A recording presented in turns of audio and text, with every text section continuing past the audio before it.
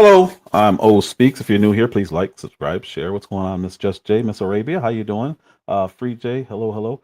Um, Biggest story in the news today is Washington D.C. and what's going on there. Title of this live is Donald Trump takes D.C. back. Why did he do it? Why is the left calling it fascist? I can answer the second question.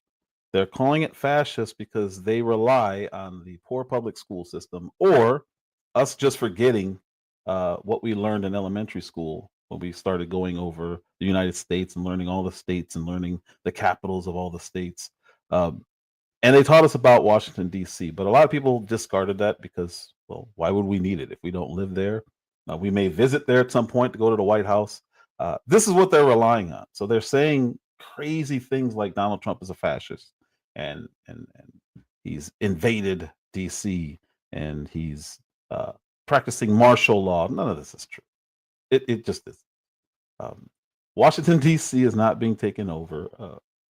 We learned again back in grade school, fifth, sixth grade, about DC. It's not a city, it's not a state. It is a federal district. So you can't say the feds are coming in to take over DC if it is a federal district. That's just common sense. Constitutionally, Congress presides over DC. It is not a city. It is not a state. Back in the 70s, because Congress was running what essentially became a city, they decided to delegate these responsibilities because it's a lot. Congress does not like to work. They like to go on recess 3, 4 times a year. They don't like work. So what do they do? In the 70s, they decided that it was too much to govern and do their job. So they decided what they were going to do is they were going to delegate all the responsibility off to other people because that's what they do. They assigned a CFO, Chief Financial Officer, and then they created a DC Council, and then they decided, okay, well, how are we going to do this? That council needs a chairman, and they said, okay, well, they all need staffs, and they started lining all these things up about what they needed to relieve themselves of responsibility. Of course, they gave themselves a raise while they were doing it, but then they decided, okay, well, how are these people going to be chosen? I guess we can elect them. Um, Again, they all need their staffs. We got to figure out what their salaries are going to be, and I guess they should have a mayor. And then we're going to have to figure out the term limits, all of this stuff they came up with, and it's called the home rule. Um, People from DC know this, but everyone else either doesn't care or doesn't remember, or it's not something they even thought about. And they wanted to know who has the power over this area, and it's still Congress. Let me pull this tab open. Let's see. Sorry. Let's open, share screen. This is called Home Rule. All right. This is the Home Rule Act of DC, District of Columbia. Um, this is the actual act. Let's scroll down. I'm just going to read the summary. I'm not going to read anything crazy. I'm not going to do a whole live just reading. That wouldn't be fun, would it? Here we go. This is the statement of purpose. This act may be cited as the District of Columbia Home Rule Act. So you're going to hear throughout my presentation what home rule, you're going to hear people mention it, but they don't explain it, of course, because that would mean, hey, what's going on, Miss Phoenix? That would mean that they would be looking like fools by saying that Trump is taking over. Oh, he's not taking over anything. He's in the executive branch. Anyway, statement of purpose, subject to retention by Congress of ultimate legislative authority over the nation's capital granted by Article 1, Section 8 of the Constitution. The intent of Congress is to, what I said, delegate certain legislative powers to the government of D.C., authorize election of certain local officials, basically what I was just saying, by registered qualified electors in D.C., grant to the inhabitants of DC powers of the local government, modernize, reorganize, otherwise improve the governmental structure. Because again, DC doesn't want to work. So to make it more, if run more efficiently and better, we're going to delegate everything to people who actually want to work. to the greatest extent possible, consistent with the constitutional mandate, relieve Congress of the burden of legislating, essentially local district matters. Congress further intends to implement certain recommendations of the commission. And again, they develop, what's going on, John? They develop this whole act to say, okay, this is how they're going to govern themselves, but we still have all the power. Let's see. On the organization of government, District of Columbia, and take certain other actions, irrespective of whether the charter for greater self-government provided in Article 4 of this act is accepted or rejected by registered qualified electors of DC. So they're saying, no matter what, we retain the ultimate power, but somebody else needs to do our jobs. So they decided that this is just the best course of action. And ever since then, again, this woman was at 70 what? Let me go back up. This was 1973. In December 1973, that's when they decided, yeah, this is a lot of work. We don't need to do all this. So when we watch this video and you keep hearing people say that Trump's a fascist and he's a dictator and he's taking over DC, in DC, the legislators are there. They run it. Somehow they've managed to stay in the top 10 of crime since the 80s. Now imagine all the people who make laws are in this small district, and it's still really, really heavy on crime. Even better and funnier and more ironic, the executive branch is in DC and it stays in the top 10 in crime.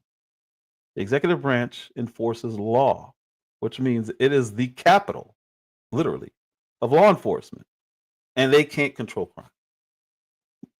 Just think about how absurd it is that DC is even in the top 30, 40. It should be dead last in crime because the executive branch, who is in charge of law enforcement, who is law enforcement, is there.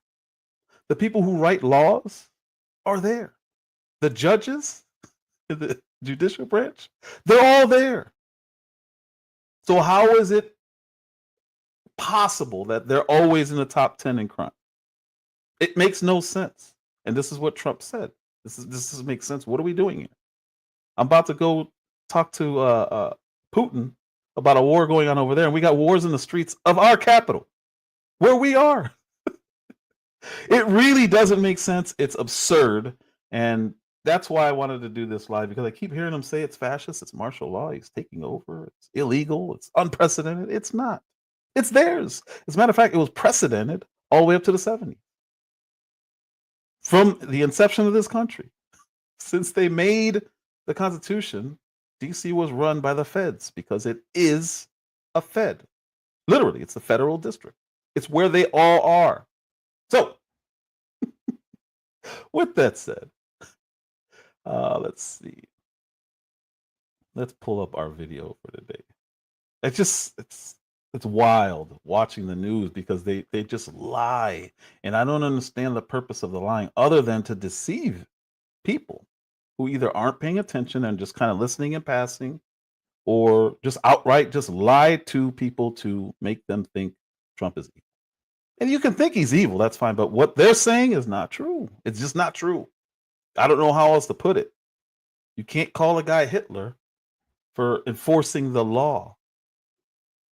Like, it doesn't make sense, and that type of deception is it's evil, actually, if you really think about it. What is your motivation for doing this? We get it, you hate the guy. That's fine. You have every right to hate him. Most people hate him, but they also voted him in, so deal with it. For whatever reason, they can't do it. They just can't. They're not capable of not lying. They can't be honest.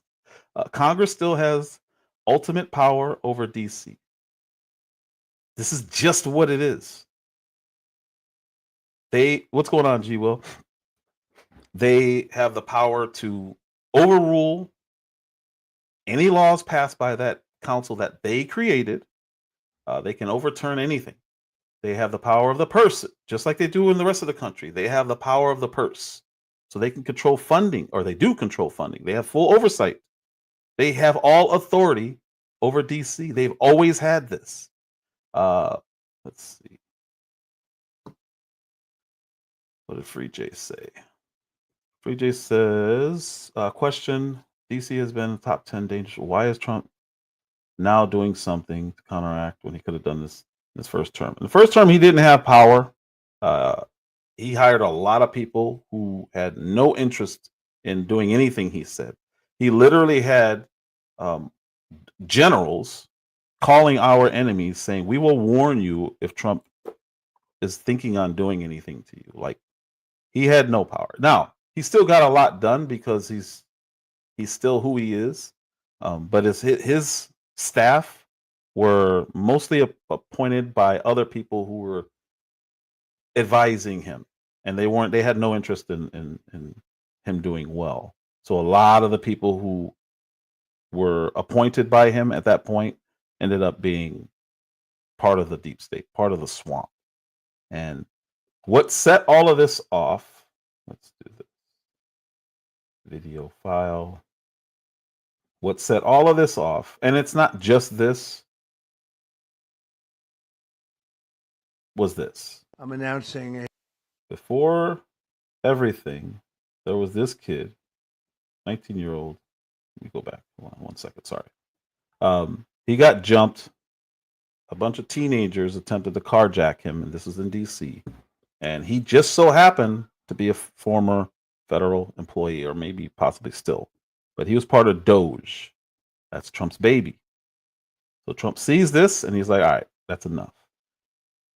I have family who used to live in DC for a very long time. I mean, 5 years, around 5 years, not very long, but when I would go visit, I saw this. Everybody there knows about DC. And especially like, or not especially, DC is mostly black. So if you go to the around Howard University, which is where that family member stayed, you see it right on the outskirts. It's like, this is horrible. You see these camps, and it was starting to look like LA, not as bad, but it was getting there. And again, how do you have this happening when the people who write laws, the people who enforce the laws, and the judges who interpret the laws are all in this area, and you still have high crime? It doesn't make sense. It's never made sense. And when I was there, we visited all the museums and all the sites, and it's like, how is there homeless people in tents over there across the street? Like, what? Doesn't make sense. It just doesn't. So if you've been to DC, you know exactly what it is. You really do. What I've always said is, when it hits certain areas, people will take it more seriously. The problem is, it's been hitting this area for a long time and no one's taking it seriously. And I think Trump just got sick of it, and he decided to do this. I'm announcing a historic action to rescue our nation's capital from crime, bloodshed, bedlam, and squalor, and worse. This is Liberation Day in D.C., and we're going to take our capital back. We're taking it back. Under the authorities vested in me as the President of the United States, I'm officially invoking Section 740 of the District of Columbia Home Rule Act. You know what that is?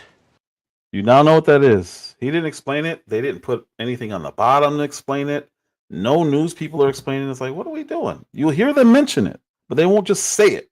Why do you guys have to come to me on YouTube to find this out? It's so basic.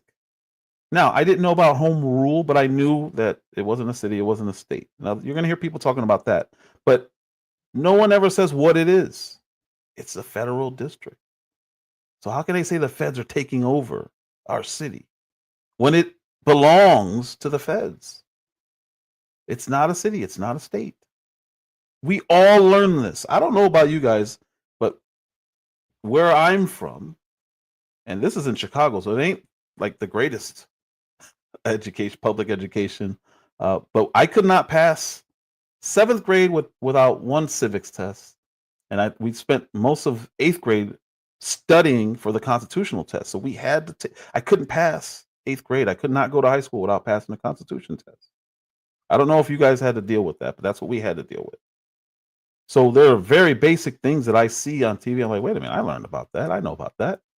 And it actually came into use in my adult life. There are a lot of things that I'll never, ever, ever, ever deal with. I'll never have to deal with algebra. You're never going to see me walking down the street and say, oh, you know what? I know this algebraic equation. No, it's never going to happen. But then there are some where you like, oh, that's pretty cool. I know this. I don't remember how I know a lot of these capitals, but that was from school. So why are they taking advantage of people forgetting this stuff? It's just interesting to me how the news has been playing all this. And placing the D.C. Metropolitan Police Department under direct federal control, and you'll be meeting the people that will be directly involved with that.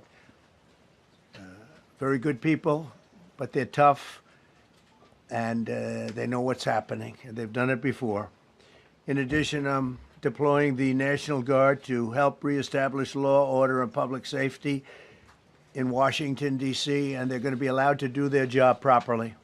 So today we're declaring public safety emergency in the District of Columbia, and Attorney General Pam Bondi, who's fantastic, is taking command of the Metropolitan Police Department as of this moment. And I'll be making the appropriate notifications to Congress and to the mayor, our new DEA administrator, who's one of the top in the country. He better be, Terry, if you're not, I'm going to get rid of you so fast. What's so funny about when he says stuff and he says it like that? He means it. I love when he does that because he's serious. If you're not good at your job, you're going to get fired. Terry Cole. Terry, thanks. Very good. We just got him. Most highly recommended person. And you'll be designated as the interim federal commissioner of the Metropolitan Police Department. Okay?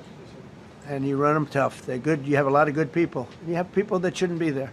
You also have people that shouldn't be there. They got in there because of woke.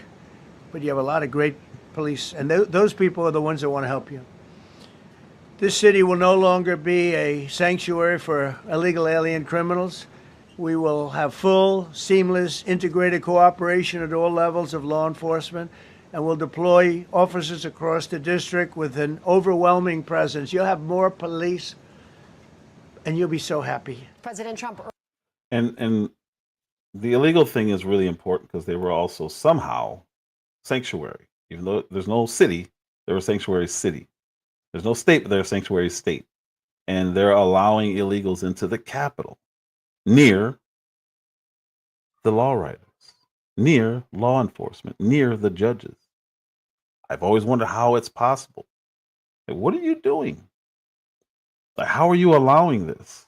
It's just been strange. So what I heard, and I don't think I have this in my presentation, is that they're short either 500 or 800 police officers in DC. Anytime you see a shortage like that, people don't agree with the leadership.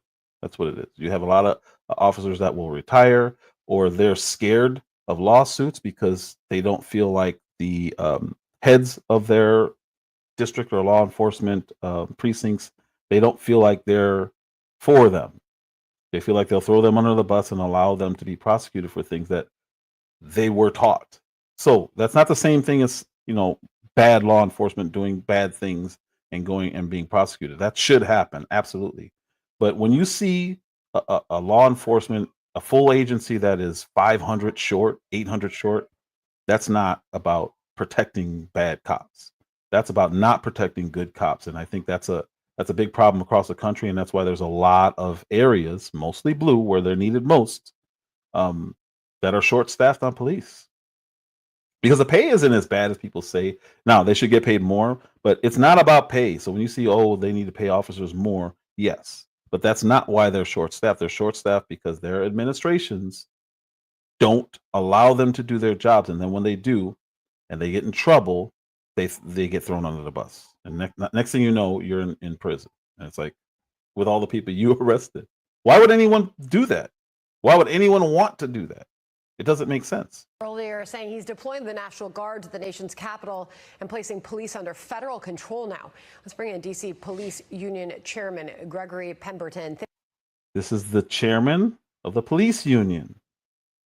So this isn't just some guy giving his opinions. I want you guys to listen to what he says because this is important. This is the opposite of what the news is telling you. This is the opposite of all these fake bust-in protesters are telling you. Thank you so much, sir, for being here. So from your view, is this necessary? Well, look, we completely agree with the president that crime in the District of Columbia is out of control and something needs to be done with it. We have to go back to how we got here, though. In 2020, the D.C. Before he goes on, this guy is in charge of the police union. He handles all their grievances. He's saying, yeah, we agree with the president. They need help. They're short-staffed. They're not allowed to do their jobs. City Council passed an enormous amount of legislation that handcuff police officers, exposes them to administrative, civil, and even criminal liability, even when they do their jobs properly. This is what I'm saying. So even when you're not a bad cop, you're about to do a traffic stop, and you have to weigh the options. Okay, this guy was driving crazy. This could be a dangerous situation. How you doing, Ms. Baker? Should I do this stop? I got a wife and kids to get home to. And stuff gets let go.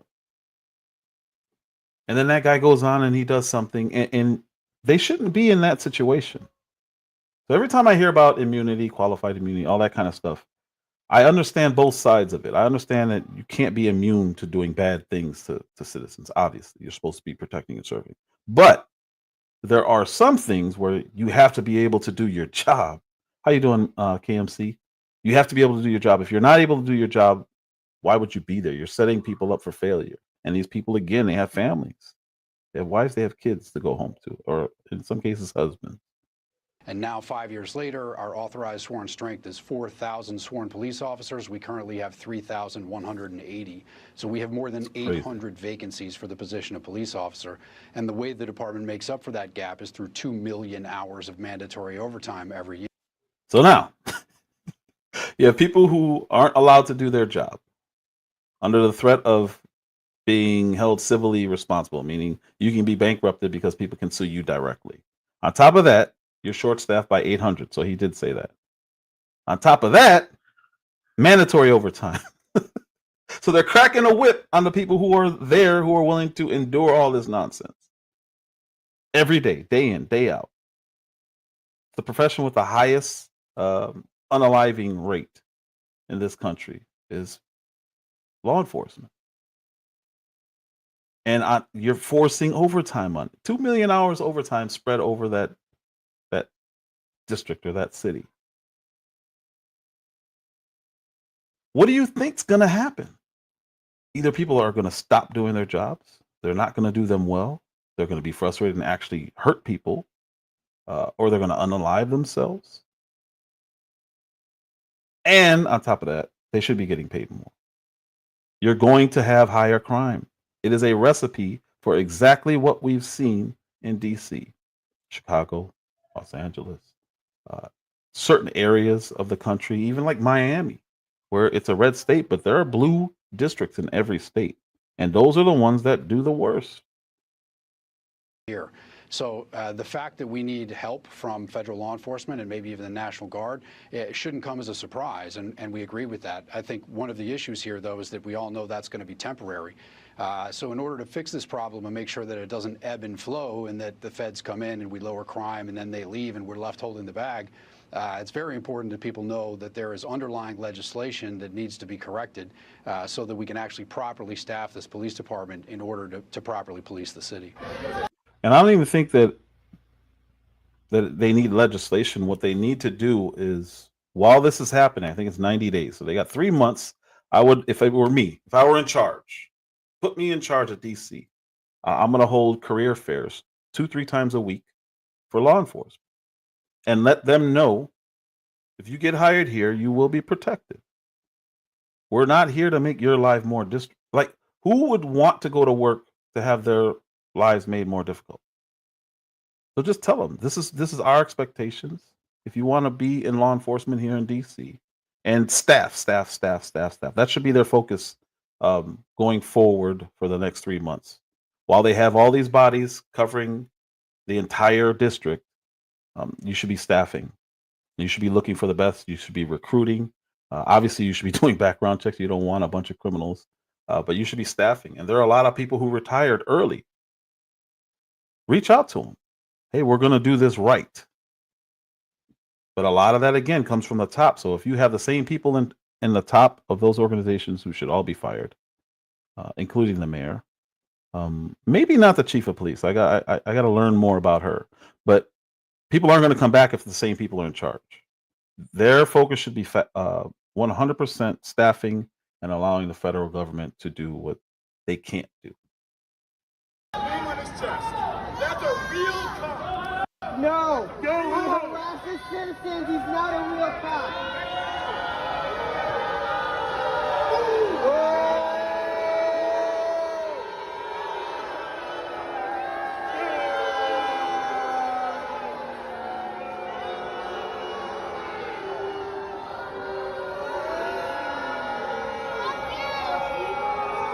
Free DC! Free DC! Free DC. Free DC! Free DC! And these are the people who are complaining. So it's mostly white people who don't live in the rough neighborhoods, and then criminals, and then the poverty pimps, the ones who want to keep us down, keep black people down, keep Hispanic people down, so that they can keep their job complaining about us being kept down. Those are the people who are complaining about this. People who live in the hood are like, oh, this is good. Unless you're committing crimes, you should want the streets to be safer. But what do you have? You have people complaining. Like, why are you complaining about being safe? Because what that's signifying is that you want the violence that's always been there. What are these people actually protesting? They're protesting martial law. There is no martial law. It's run by the feds. They're just actually doing something about the problem. Protect home rule! Protect home rule! Protect home rule! Protect home rule! Protect home rule! Protect home rule! Protect home rule! Protect home rule! Sounds like they want to protect home rule. Protect home rule! This morning because Trump is trying to take over D.C. Right behind us, he's having a press conference, and he wants to assert more of his authority over D.C., and we are here to say he can't have it. Say with me, he can't have it. He can't have it! Trump can't have it. Trump can't have it! D.C. is our home. DC is our home! We are just some of the hundreds of thousands of people who live here in D.C. And what she said is he's trying to assert more authority over us. No, he has full authority over you, lady. Like, you don't know what you're talking about. This guy, this is a very interesting one, and I'm not going to say who he is until the end of this. These fascists right here. And Fascists? you fascists. Shame! Shame! Shame! Shame! Y'all laughing, but that's the truth, though. We really talking real shit. Shame! Y'all need to do some background studying about the Federal Bar Association. They for the man. Look at this fool. Yo! They for the man. Hey, Daddy, come on, man. Let's go get him, bro. Let's get that nigga. No,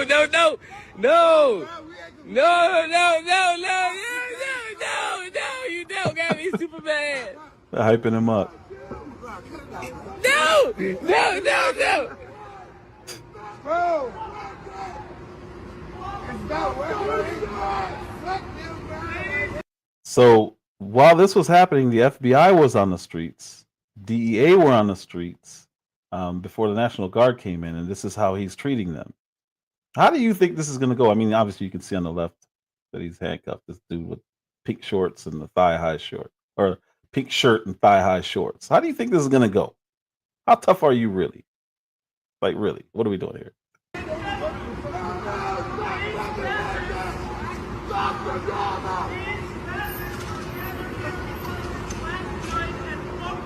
Little blue. It's not f***ing worth it. Come on, Brian. So this white guy or whatever he ain't black, is saying that, I don't know if you could hear it, that's why I'm repeating it, saying that they're profilers and that they're racist, and that's why they're there to profile black people. You won. You busy?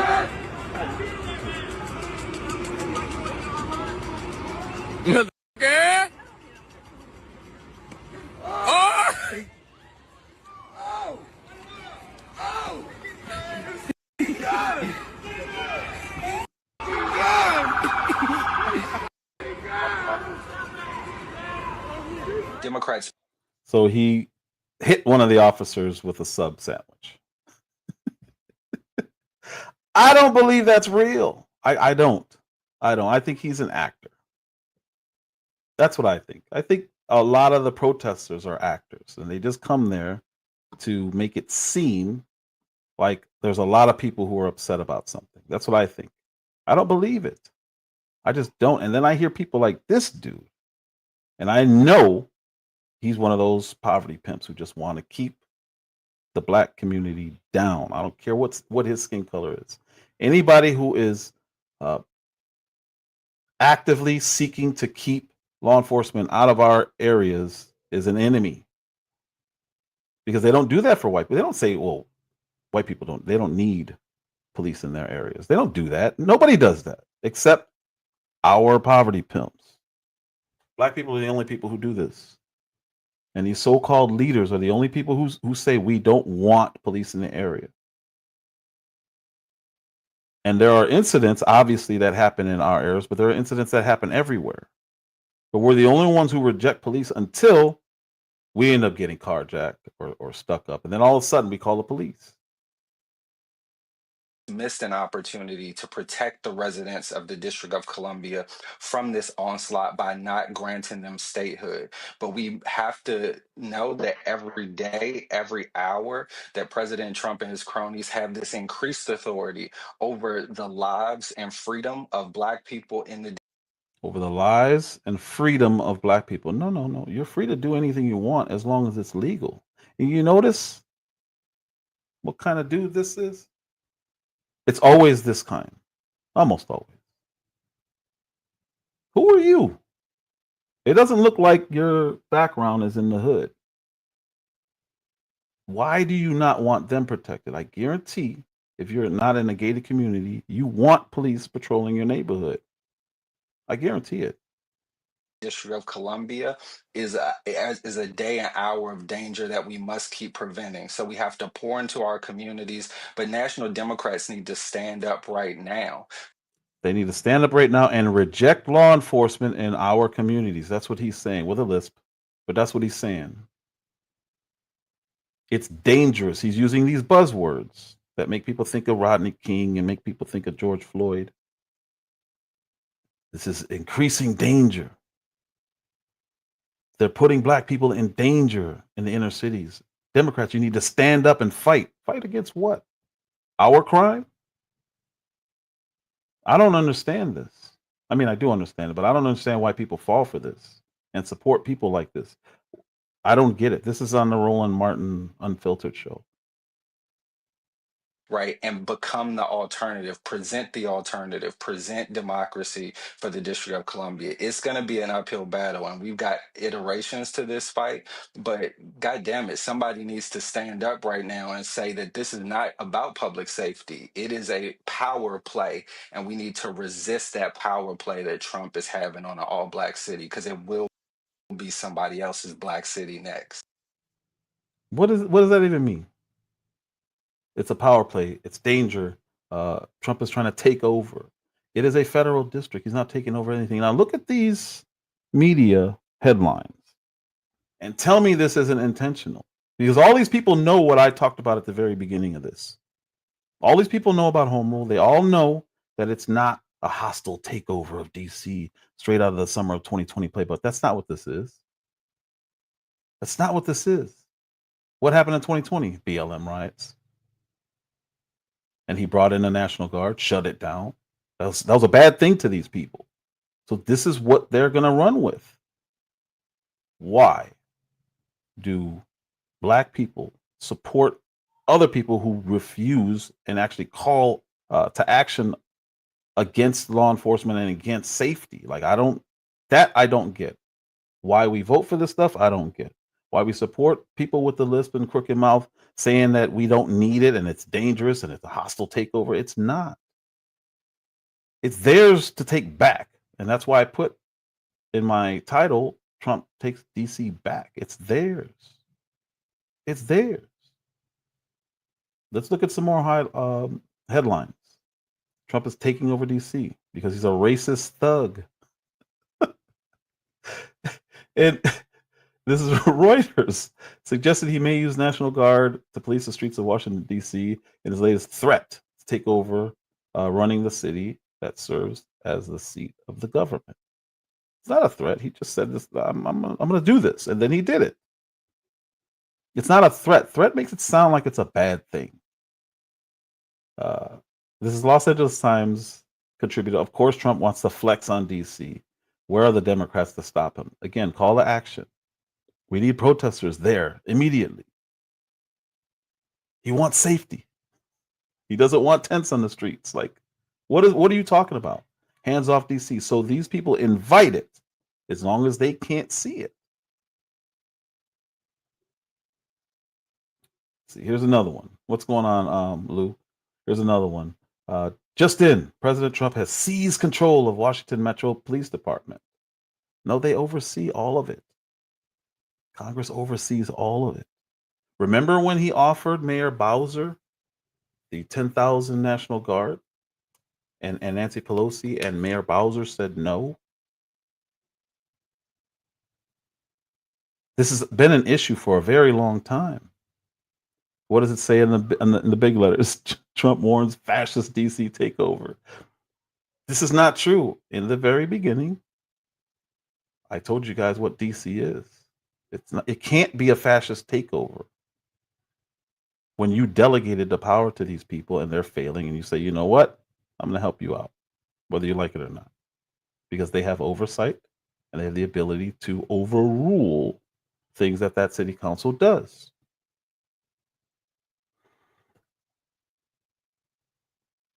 Politico, it's a huge publication. He's been explicit. Black leaders say Trump is going after blue cities for a reason. Black city mayors fear what's next from Trump as he rails against crime in urban centers that didn't support him. There's nothing to do with that.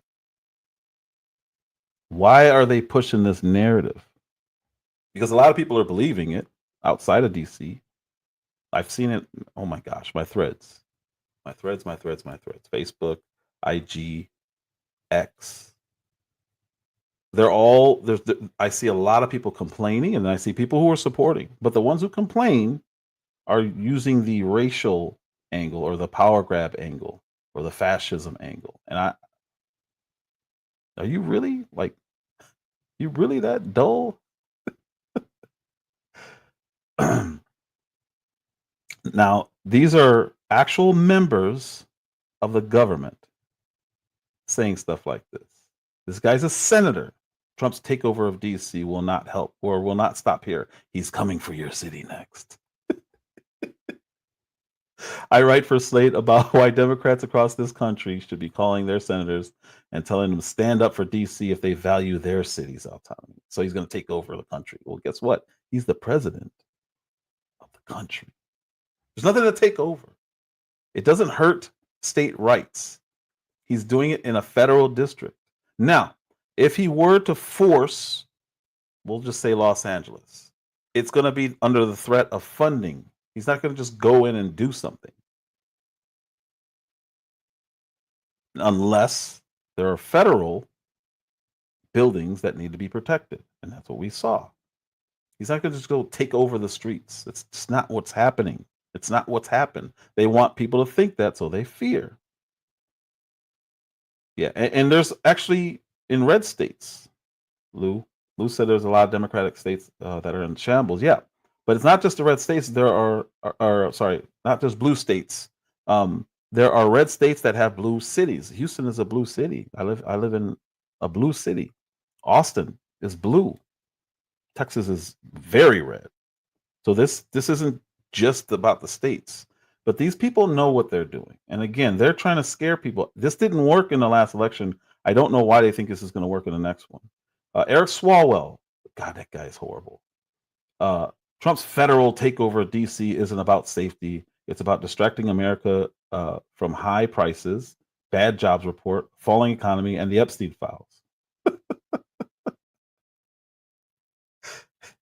The economy is doing very well compared to what it was last year. The prices are down from what they were last year. Inflation is down from where it was last year. The jobs report, we found out what happened with that. They lied, essentially. The person got fired because she lied. I don't know if it was on purpose, but it was either incompetence or on purpose. Either way, Eric Swalwell, the guy who was banging a Chinese spy for years and didn't know she was a Chinese spy, even though she was asking him weird things. He was targeted because he's dumb. Now he's trying to tell people that why Trump is doing what he's doing. This guy doesn't know anything. He doesn't know anything. Eric Swalwell. Here's another one. A representative. Trump's takeover of DC is unprecedented violation of our sovereignty. Only statehood will stop this. And then he wrote a statement just for attention. Just for attention. These people are, it's incredible. They know better. That's what makes it so bad. They're in DC. They know better. They know it's not a city or state. It's not a violation of sovereignty. Kansas City mayor says the takeover threats are not making anyone safer. It's not a threat. He's telling you guys to get your stuff in order or you're at risk of losing funding, federal funding. It's only a threat if somebody's saying, I don't know. I don't even want to give an example because I don't want to down Kansas City. I don't want it. But St. Louis, Missouri period, has the same issues. So what do all these hit dogs that are hollering have in common? That's Missouri. St. Louis is always top 3 in crime. So yes, you're over there. You're not far from St. Louis. You know you have issues. The issues are your fault, your responsibility. So what do? You complain about what's not happening with safety in your city. It's yours. Do something about it. So that's when I went over home. I already went over home rule. I'm not going to do it. I'm not going to go over that again. It's just weird to me. So what are they doing? They're getting rid of homeless encampments in DC. Look at all that trash. I told this story before. I'm going to tell it again. I used to run a lot of stores for some of the biggest retailers in the country.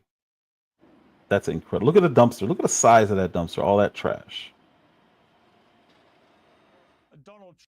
So I used to run these retailers, and I was moved from Phoenix at the time to California just to take care of a homeless people issue. And what I mean by homeless people issue, I mean very high theft. Very high theft. It's called shrink when you work in a retail environment. Shrink is everything that comes into a store through all the deliveries, all the warehouse deliveries, once or twice a week. Everything that comes in, they do an inventory every year, once a year. And they find out of all the stuff that's come into that store, how much is still there and then they add up what was sold, and then they have a number that's always a negative number, and it's called shrink. The percent will tell you how bad it is at that store, whether it's employee theft, whether it's external theft like homeless people or drug addicts or whoever's coming in, or if there's an accounting error. So you're not properly processing the warehouse invoices, right? So there was a store in California where the shrink was double digits. It was like 12%, which means 12% of everything that the company sent to this store disappeared. No one knows what happened to it. Well, my old boss knew what happened to it, and he moved me from Phoenix to California to handle the issue. And how he knew what was going on is he could not go into one of these stores because he was threatened under the threat of being bitten by a man who had AIDS. And how did he know the man had AIDS? The guy told him, I have AIDS and I'm going to bite you if I ever see you again. So my old boss was scared to go in this store. Well, how do you run a store if you can't go there and visit the manager and see what's going on? So he said, I know the guy who can handle this. O speaks. He's in Phoenix. I used to work with him. He thrives in cleaning up bad stores. So he moved me to California. Gave me some money to go there. I went there. And I learned a lot about California laws and California homelessness. And it was fascinating to see how they coddled the criminals. KMC said I did a lot of work, retail work, and yeah. And what's crazy about, well, I'll get to that. I go into this place, my first day, and I see two homeless people charging their phones. I don't know how they have phones, but I see two people charging their phones right in front of the front door. First thing I did was I unplugged them and told them to leave. I don't recommend how I handled a lot of stuff to other people, but I handled it head on directly, immediately. I told them to leave. I said, who are you? I told them who I was, and I said, you can't do this anymore. It was in a strip mall, shaped like a U. Behind all the buildings besides mine, which had the biggest lot and paid, I think it was, I don't remember what the lease was, but it was like between $18,000 and $21,000 a month. This store is paying for this location, and they had homeless people surrounding it, living behind it, living by the trash, going through the trash. Couldn't throw anything away until trash day because they would just start going through it and it'd be everywhere. Behind this whole little strip mall, there was tents lined up. And there was like 15, 20 tents. I don't remember how many tents, but there was a lot of tents. A whole community was living back there. All of those stores, there was like a video store, but this is back when there was video stores. There was like a video store, there was a Subway, there was actually an IHOP. There was all these stores, a jewelry place. I don't know how they stayed in business. Dry cleaners, all these stores, they would disconnect their lighting behind their stores and hook up hot plates and all kind of stuff. They were using their power. These people were living lavishly as much as you can in a tent behind all of these stores. And I'm like, this is crazy. So the first thing I did was tell them you have to go. And they said, you can't tell me where to go. So I find myself in the newspaper the next week. I don't think I told this whole story before. I found myself in the newspaper the next week. It was like the city newspaper saying that this guy who's done this before in other cities. They see I'm from Chicago and they knew I was from Chicago. They thought I worked for that company in Chicago and I didn't. So they made up this whole story about me being in Chicago and terrorizing Chicago neighborhoods and doing what I was planning on doing here in California. It was a city. I'm not going to say the city. And I'm reading this newspaper like, this is crazy. They said I was attempting to illegally evict all the homeless people. I'm like, evict? That doesn't make any sense. What do you mean evict? How am I evicted? You're homeless. You got to have a home to be evicted. Apparently, in the Los Angeles County area, they had squatter rights. So if you don't catch somebody on your property within a certain time frame, they're allowed to be there, and you have to go through a full eviction process. So I was technically trying to evict these people, and I'm reading the newspaper like, you got to be kidding me. This is wild. So I call the police, and they say, yeah, you have to evict them. So first you have to go to the Lou, I'm telling you, it's a fact. I'm telling you a fact. So I called the police. They gave me a liaison to help me. And she broke it all down to me. She said, yeah, you have to evict them. So first thing you have to do is you have to offer counseling. And I said, you got to be kidding me. Because where I was in Phoenix, which was a rougher area than this was, they just had a bigger homeless people problem. It was in South Phoenix. You just tell them to go trespass them immediately. I've gone over this before. You guys, I said how I knew a lot about trespass laws. This is how I knew. I've trespassed hundreds of people, if not more, maybe thousands. If you catch somebody stealing, I would go into the store and tell managers how to do this. Like, just trespass them. If you catch somebody stealing, call the police. Police come. They fill out a police report. They give you the little card. They say, if you see them again, call us. They go to the person. They say, you are no longer allowed to be here. Don't ever come back. If you come back, you will be arrested for trespassing. So you can't have somebody arrested for trespassing if they don't know they're not supposed to trespass. That's the rules. So I learned all this stuff. I know all these rules. So that's what I was used to doing. So I tried to do it, and the liaison said, no, you gotta tell them that they're no longer welcome here. You have to call us. We will send counselors down to speak to these people, and they will let them know that they don't have to be homeless. And this is literally, I swear on everything, this is how it was presented to me. And I'm like, are you serious? And she's like, yeah, this is just how it is. I'm like, okay. So I called, and I had to catch every person and let them know. So here I am in a shirt and tie in Southern California. It's a desert. 90-degree weather, always sunny. Very rarely are there clouds. And I'm walking through a homeless encampment, letting people know, hey, you're not supposed to be here. Somebody's going to come talk to you. Hey, you. Hello? Anybody in there? You're not supposed to be here. And I had to take the time to do all this stuff while taking care of our property. And I did that. And I don't remember how many people it was, but there had to be at least 20, 30 of these homeless people back there. And it's just mess. It smelled. It was disgusting. Half of the stuff they had was from the store that I was cleaning up.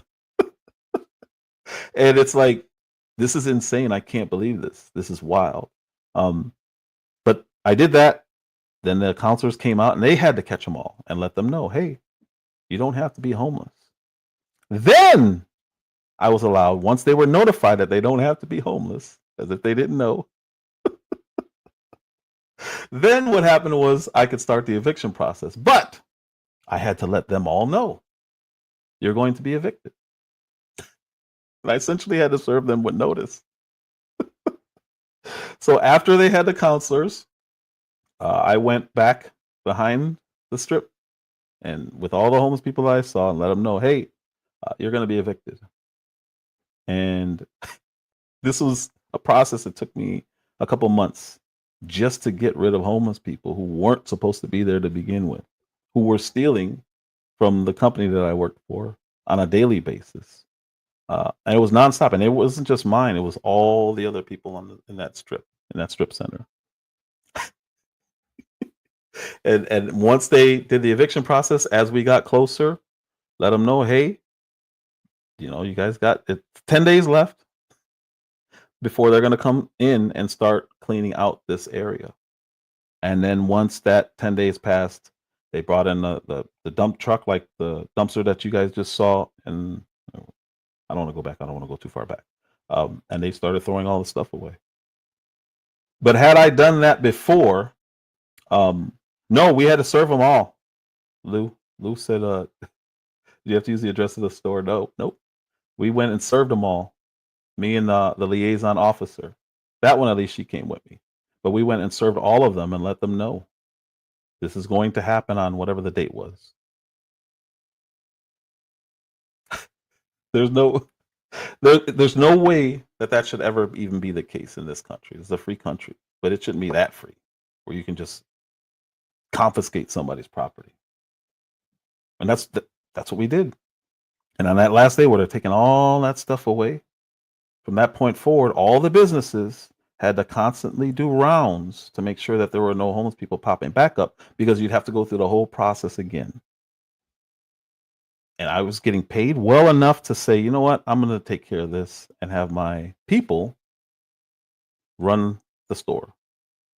But it was almost a full-time job doing this, because I've been to court, I don't know how many times. I had to go to court in Los Angeles. I was in court all the time.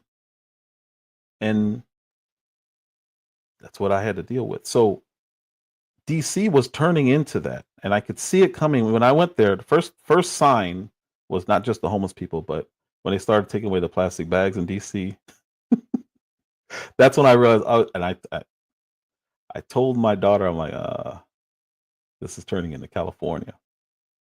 Because they're saying that they're taking away plastic bags for safety and for the environment, but they charge if you really want plastic bags. So that's not really about it. It's wild. It's wild. So I have a lot of experience in trespassing people, and dealing with LA County. Let's see. He said they told you that they have rights. That I couldn't violate their rights. I'm like, yep, absolutely, 100%. That's what I dealt with, and it took me months to get rid of them. And then when when they were all finally there, all the tenants of all these other businesses came out and were like, "Oh my gosh, what's going on?" And I told them, you guys know I got a Christmas card that year from everybody in the center. They all signed it and gave me a Christmas card. They were so thankful that I had taken care of this problem that just nobody has the time to take care of. I had it.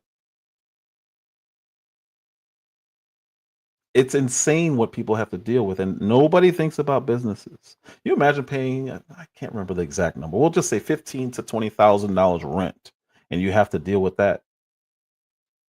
And you have to run a business, and you have to profit while you have these people. There was I had a robbery while I was there. They robbed my, I'm not going to say what they robbed, but they robbed our location. While I was there, I didn't see it, obviously, but we caught the guy because I knew who he was. You know how I knew who he was? He lived behind the center. I told him exactly what tent he lived in, and he'll be there eventually. And eventually, they caught him, and it caused a huge chase. This guy had a limp. I know I'm going off topic. I know I'm gonna get back, but it's just so funny, and I haven't gotten to tell the full story. He had a limp like this. I think one of his legs was shorter than the others, and he was a meth head, right?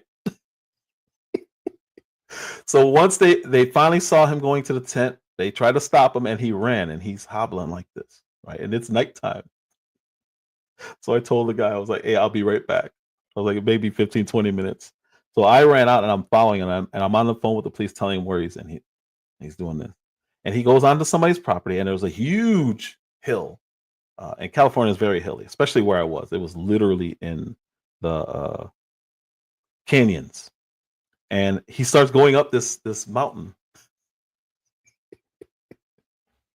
And they came up, put me in the backseat of the car. We drove all the way around to get to the top of the mountain. And as soon as he hobbles up there, they grabbed him. So is this him? I was like, absolutely. And he saw me. I don't care. I went to court for all of those people. I was like, never saw him again. Armed robbery, and he didn't even have a real gun. I forgot how many years he got. But then they complained, and I was in the newspaper again for harassing the homeless. Anyway, now we can get back. I've had an interesting life, people, especially when I was running these retail places. It was phenomenal. And it was for two of the biggest in the country, probably some of the biggest in the world. I don't know nothing about China, but Definitely two of the largest retailers in this country. I had to deal with that nonsense nonstop. Before I do this, no, he just put his hand under his jacket and acted like it was a gun. And the person, you're not supposed to say that's not a real gun. You're supposed to just give up whatever they ask for, and then remember what you can, and then call the police. And don't call the police while they're still in the building. You're supposed to wait. So that was the rule. So no, it wasn't a stick. It was worse. It was just his finger, I guess. I don't know what he had. I don't know if it was a toy. I don't know what it was, but it wasn't a stick, and it wasn't a gun. Yeah, that's wild times, fun, very, very fun, very fun. But the reason why you'll see on the news and you'll see on TV, and KMC can speak to this, they stress shrink. And I don't think they do that anymore. It's been a while. But they used to stress shrink as a means to either get terminated or lose your bonus. So if you don't come in under a certain number, we'll just say 2% shrink. This is how crazy that one store was. It was 12 or 13% shrink. But if you can't come within 2% shrink, you don't get a bonus, or you lose a really big chunk of your bonus. So you started having these managers fighting for stuff that people are stealing. They're like, why is this guy fighting over, they're stealing milk or they're stealing liquor, whatever. And you see a manager like fighting them for it. It's like, oh my gosh, it's not worth it. What are they doing? They're crazy. No. Quite the contrary. That's their money. And you'll see people on the news, and you'll see, even when they're reporting the stories that this crazy manager went and was fighting this person over shampoo. It wasn't that. Is if they get this shrink number over 2%, they're not getting a bonus. So now you're taking money out of their pocket. You're taking food away from their kids, literally. And it's wild watching this. Story time. What's going on, Ricky Clay? Yeah, it's wild because the bonuses are going to be, anywhere between $2,000 to $20,000, $30,000. Depends on the volume of their store. So you can't have some idiot coming in wiping out your Head and Shoulders shampoo. You just can't allow that. It's like, you ain't, no. This is the difference between some of these people did not make that much money. This $50,000, $55,000 to manage. It's wild. I could never do that. But a lot of the newer people were coming in, they're paying them $45,000, $50,000, $55,000 a year. Now they have a chance to make that $75,000 with the bonus. You think they're not going to fight? I've seen people fight over hairspray and L'Oreal makeup. Wild. I've seen people do crazy stuff. Makeup, because what they do, or it's organized retail theft, they will come in and sweep all your shelves. They'll just come in. One person will start asking the cashier some stuff, and the other one will go with a giant garbage bag, put their arm on a shelf and just sweep it all into the garbage bag and walk out. And within 15, 20 seconds, you just lost $2,000 worth of product. This was regular. It was happening a lot. And it's ORC, organized retail crime. And this was happening so much that every major retailer in the country created their own little social media network saying, hey, the L'Oreal thieves are out. and everyone in the area would know, okay, they're in the area. We need to be more mindful of what's going on. And it was a huge issue. It probably still is. I don't think it's the same, but it's wild what happens in that world. It's a completely different world. And what they would do is they would take all the stuff. Sometimes they wouldn't even bother peeling off the little security stickers. They would have literal warehouses full of product stolen from everywhere. It's insane. Yep, boosters. Yep, absolutely. KMC knows. But they would have literal warehouses, and they would sell that stuff for regular retail price or just under retail price. 100% profit. 100% profit because they stole it. That was a huge ring. 2 big rings. That and what was the other one? Oh, just went blank. Allergy products, because they would use that. They would take the I forget what it's called. I don't remember all that stuff anymore. It's been a long time. They would take the I can't remember, but something that they used to make meth. So they would come and buy a bunch of allergy stuff. So you guys can go into a store and you'd have to go and ask somebody else because it's all locked up, and then they would measure whether or not you could buy it or not. You can buy 2 bottles because it would be too much of this ingredient that they use to make meth. That was a big one too. But the boosters were the biggest, and a lot of them were homeless, and they would get paid to just travel the city in one car. You could see them pull up. Like 6 people jump out of this car. They clearly look homeless, and they would come boost, and they would just sweep all the way through, and just take tons of stuff. I caught this homeless dude filling his pants with nothing but L'Oreal and Oil of Olay products, and he put duct tape around his ankles, and he had huge blue jeans on, and he just filled it all with those products. Oil of Olay, L'Oreal. I know there's more. I just can't think of the names because it's been so long. And his pants, he looked like Santa Claus trying to walk out, and he was walking like this. Yep, you have to show ID. That's pretty much everywhere now. Gw said you have to show your ID for allergy meds. That's why. That was about the meth. And there was a limit per day, too. And I would have the same people coming in every single day doing the same thing. It was great. It was funny because I would call them out on it. But he had these pants, and there was no belt, and he was walking like this, and he was holding up the side of his pants like this, and it was completely full with all of the cosmetics and skincare that I had. All of it. I'm like, you're not leaving here. There's no way. That alone would have raised my shrink, because those things are expensive. Women know how expensive that stuff is. That stuff is expensive. So when you lose that, a lot of managers, they will fight over that, because you're not going to do this, especially the lower volume stores. They're going to fight you. And you go on YouTube right now, or mainly on IG probably, and see retail people fighting people who are trying to steal. That's why they're doing it. They're forced to do it. And then they get, not only do they get fired, but they get charged when they do stuff like that.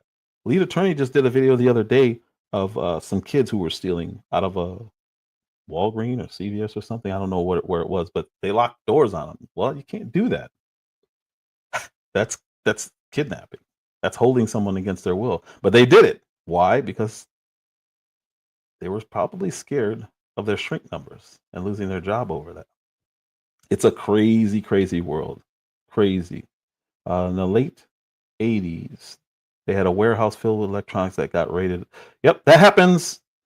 I won't say with an S. That happened on a monthly basis back when I was doing that. When I was in retail, on a monthly basis, they would find new warehouses because they were starting to sell it all online, like crazy. I caught one dude.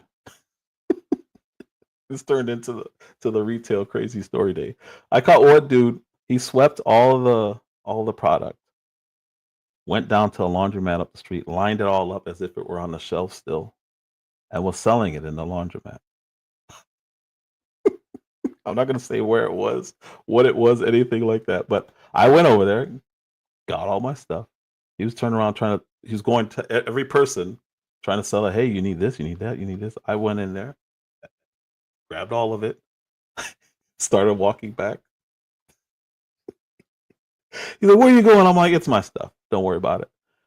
My wife pulls up. She's in her car. I think she was with her aunt. She's like, what are you doing? I was like, oh, nothing. Don't worry about it. I'll see you when I get home. She's like, what are you doing? I was like, nothing. I'll see you when I get home. I just had to get some stuff back. Her aunt said, well, you be careful now. And they just drove off. I'm in a shirt and tie doing this. But you got to get that bonus, man. So they've laxed on that part, on the shrink.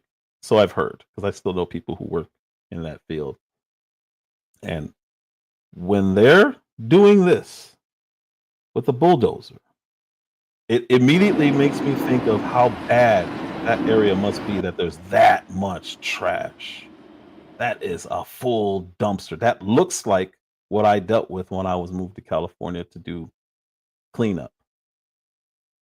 There was about that. There may have been a little bit more, but for whatever this is, this little park, there's no way there should be that much trash. That dumpster is huge. Huge. That shows how bad it was over there. There's no way anybody went to that park. You can't. Anyway, back to the show.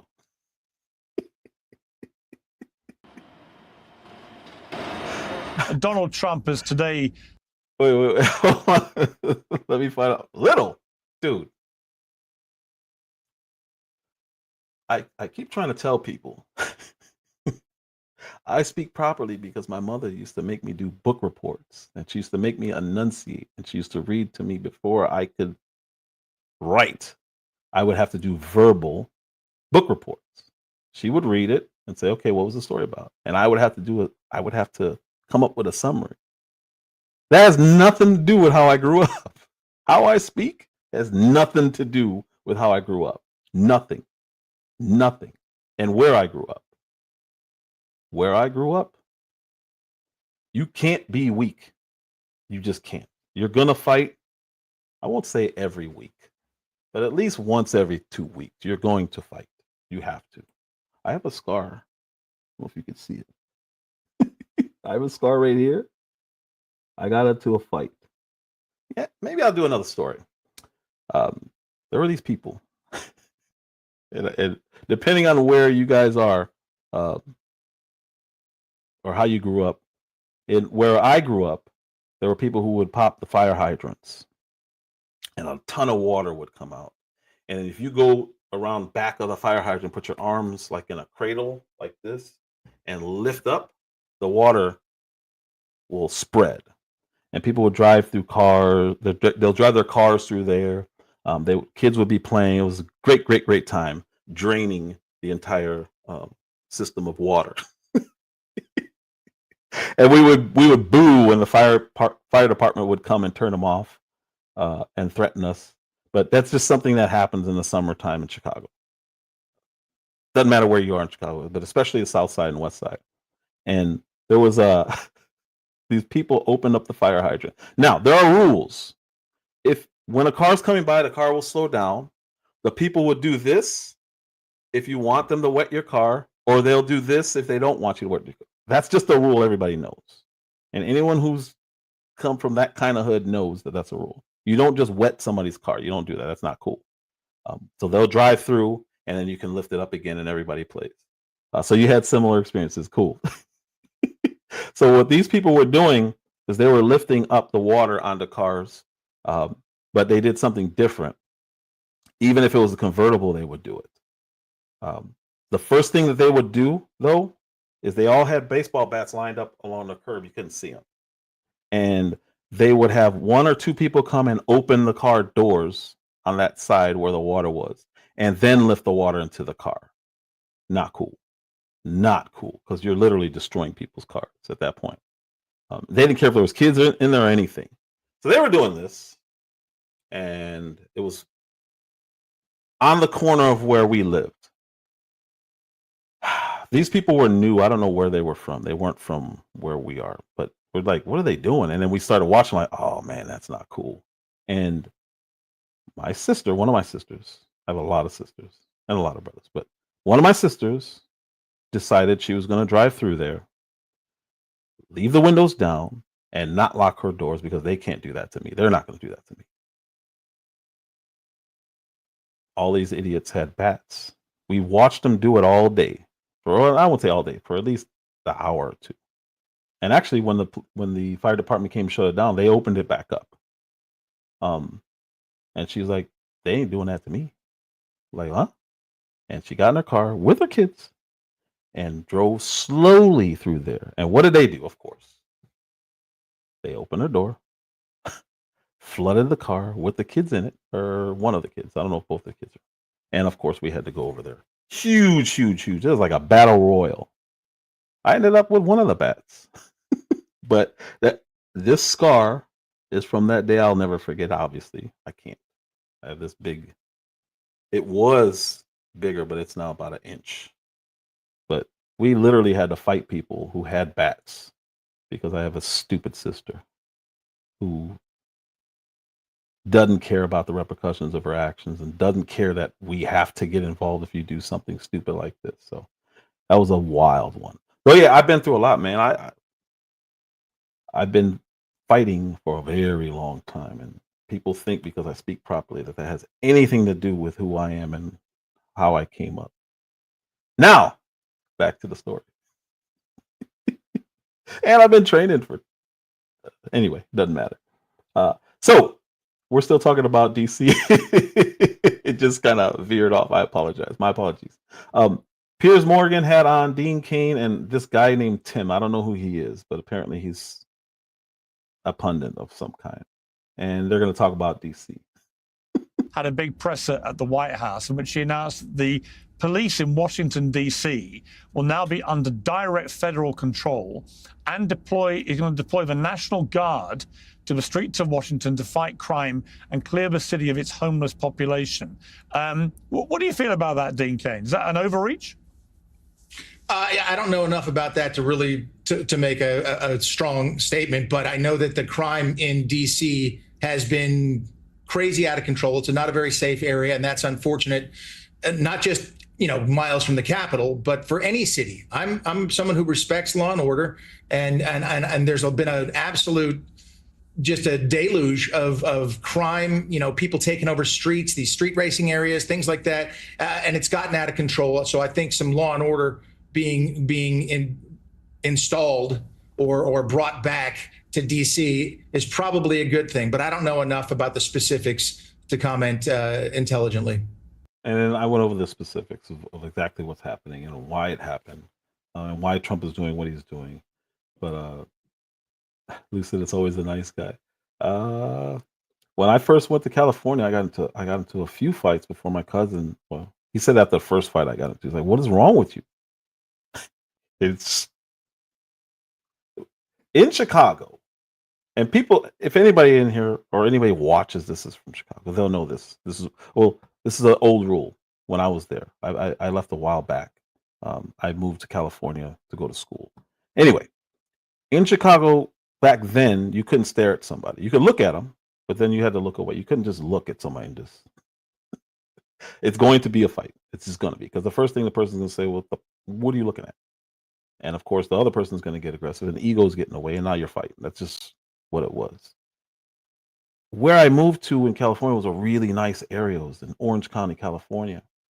And if somebody was looking at me, I would ask them, "You staring at?" And I got into one fight over that, and then the other one was we went somewhere. I don't remember where we went. Oh, that was a different time. There was another one where I'm driving my cousin's car, and this dude was just walking in the middle of we were in the parking lot. He's just walking in the middle with his girl, and he sees us behind him, and he's forcing us to just ride behind him. And I'm like, this dude's not gonna move. So I didn't honk the horn. I just boom, did that, and he turned around and they just kept walking. So what did I do? I yelled. I said, I'm not gonna curse on here because I don't like cursing on here. I said, "What's your problem? Move. You don't know what move means? You want me to move you?" And then his girlfriend's like, "Oh my gosh!" And it started something, but it didn't have to be there. And that's when my cousin was like, "Hey man, what is wrong with you?" I was like, he wouldn't move. He's like, "So what? We're not in a rush." I was like, that's not the point. Like, it's disrespectful. You can't just. I mean, you looked at me, and you intentionally tried to push. Like, I'm not doing that. You think you are? So I had to unlearn a lot of the aggressive stuff that came from my upbringing, and that's just. I still have a bad temper, a really bad temper, but I'm very, very, very, very, very well in control of it. It took a long time, but Ivan, man. Oh, I almost said something. It hasn't been, well, yeah, it's been a while since I've been in a good fight. It's been a while. Anyway. Okay, Tim, let me just play a clip from Trump, Tim, before I come to you. You know, I'm going to see Putin. I'm going to Russia on Friday. I don't like being up here talking about how unsafe and how dirty and disgusting this once beautiful capital was. Just to point out, he's meeting him in Alaska, an American state, of course, not Russia, as he mistakenly said there. But 800 National Guard members have been activated, Tim. That's and awesome. Yet the Metropolitan Police Department statistics for D.C. show crime down in almost every category in 2025. Violent crime down 26%, property crime down 4%, all crime down 7%. And a U.S. Department of Justice report says violent crime stats in the city are at a 30-year low. So what do you make of this?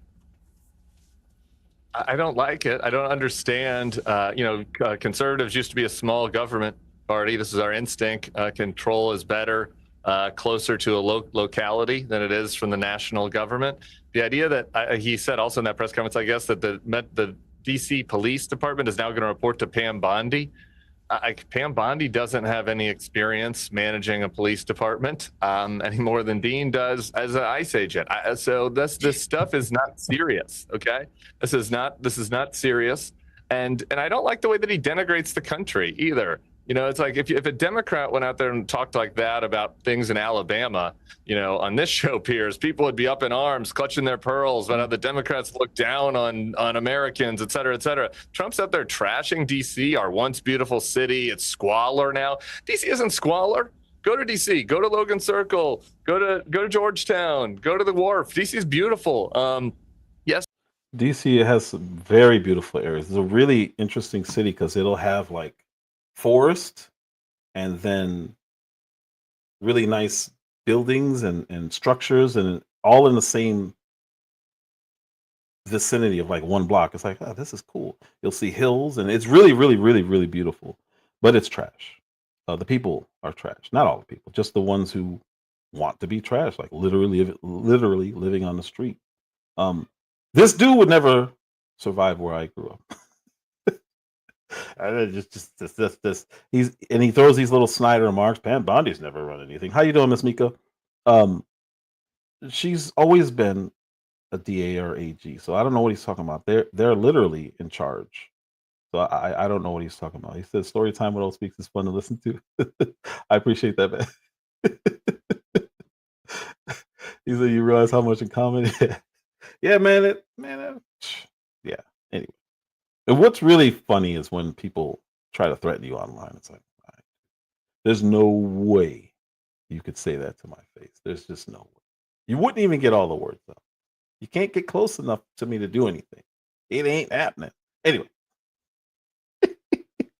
It is one of the most beautiful places, man. We've been there several times, and it's really nice. If not for the woke leftists and what they've done to it. Like you could go in, I was going into a store and there's just like a bunch of homeless people just sitting outside in front of it, like begging. And it's like, go in, hey, there's people begging out front. Yeah. It's like, I guess you guys don't do anything about that here. Do it in Chicago or anywhere I've lived. I've lived in Chicago. I've lived in Phoenix. I've lived all over. I've lived in Orange County. I've lived in Los Angeles. I'm in Texas now. I've never seen anything like DC where they just don't care about the homeless, or they're just defeated by the homeless to where they don't know what to do. And you go in and say, there's homeless people begging out front. Normally that would spark somebody to call a manager or security or something and clear them out. But nope. And it's like, that's wild. I don't understand. There's not supposed to be KMC. No soliciting. Like, what are you doing? And they had signs and it didn't matter. They just did it anyway. I don't think this is going to happen, Ms. Mika, because they don't have jurisdiction. So in the beginning of this live, I explained that DC is run by the feds. So it's much easier to do it there. If they do it in Chicago, what they're going to have to do is threaten Illinois with taking away federal funding. It's the only way they're going to be able to do it there, unless they're defending a federal building or structure or something. It's the only thing that they can do in these other cities, most of the other cities, because of that.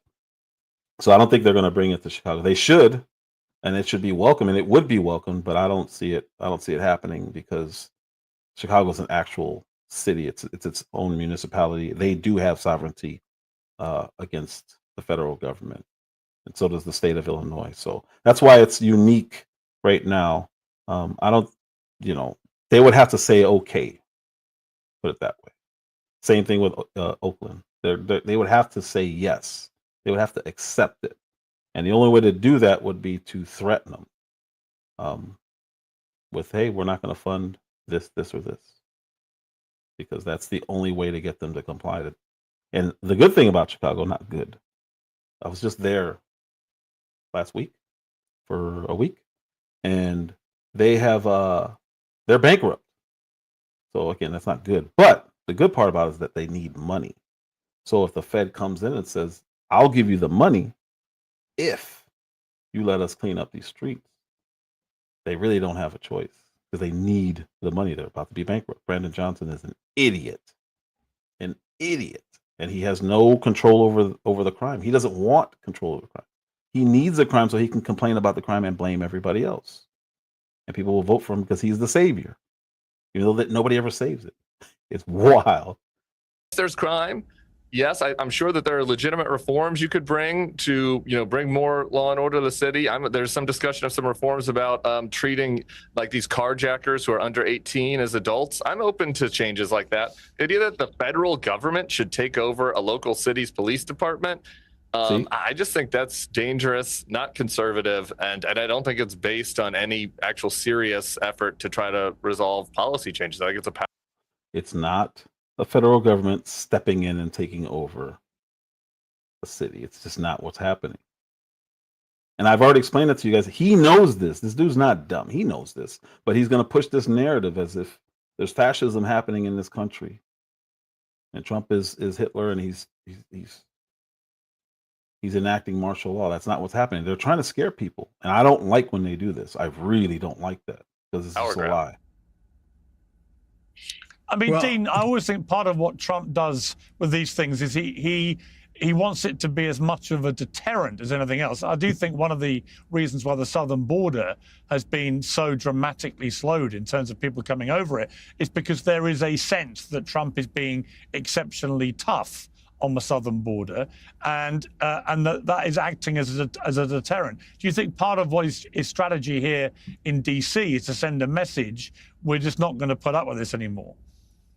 I think 100%, and I think it'll be very effective. No question about that. And the reason that I think the crime statistics that you cited are down, and there's a lot of talk about this, is that they have been underreporting or not reporting crime. Same as California, same as so many other places. Tim, you might shake your head, but it's certainly an arguable point. And that they're saying that those crimes haven't been reported.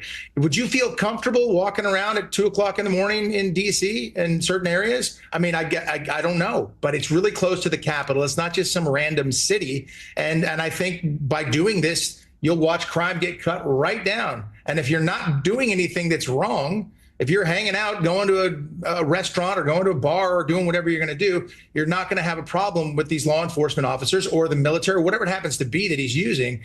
But the streets will be safe. And I think part of it is that deterrent factor. Something he said there was how they're playing with the stats. I can go back to retail and explain how they do that. If you have an issue with strong arm robbery or retail theft or burglary, the best thing to do is change the rules so that it's not called that anymore. And it makes it look like you have a decline. In retail, what we saw them do during COVID was they raised, actually it was during BLM, they raised the amount of stuff that you can steal without it being grand theft. So it's not going to be prosecuted if it's under $999.99. So what people started doing was stealing, as long as it's under $1,000, it's a ticket. I'm not going to get in trouble for it. You're encouraging theft, but at the same time, it looks like on paper, oh wow, theft has gone down 70%. They must be doing something really good over there. No, they just changed the rules to make it look like theft isn't theft. And it's wild because there were people who knew that. The really funny thing was recently this just started happening. Orange County never played that. So you would see these boosters, and I saw one. I didn't think to talk about this, so I wasn't going to pull up a video. But there's a video of these two young ladies who were doing sweeps. They're boosters, retail boosters, and they went down to Orange County and got caught. And he was like, "This ain't L.A. They're going to prison." And she was just like, "What? I don't understand. It's not that much stuff. You're not supposed to steal anything."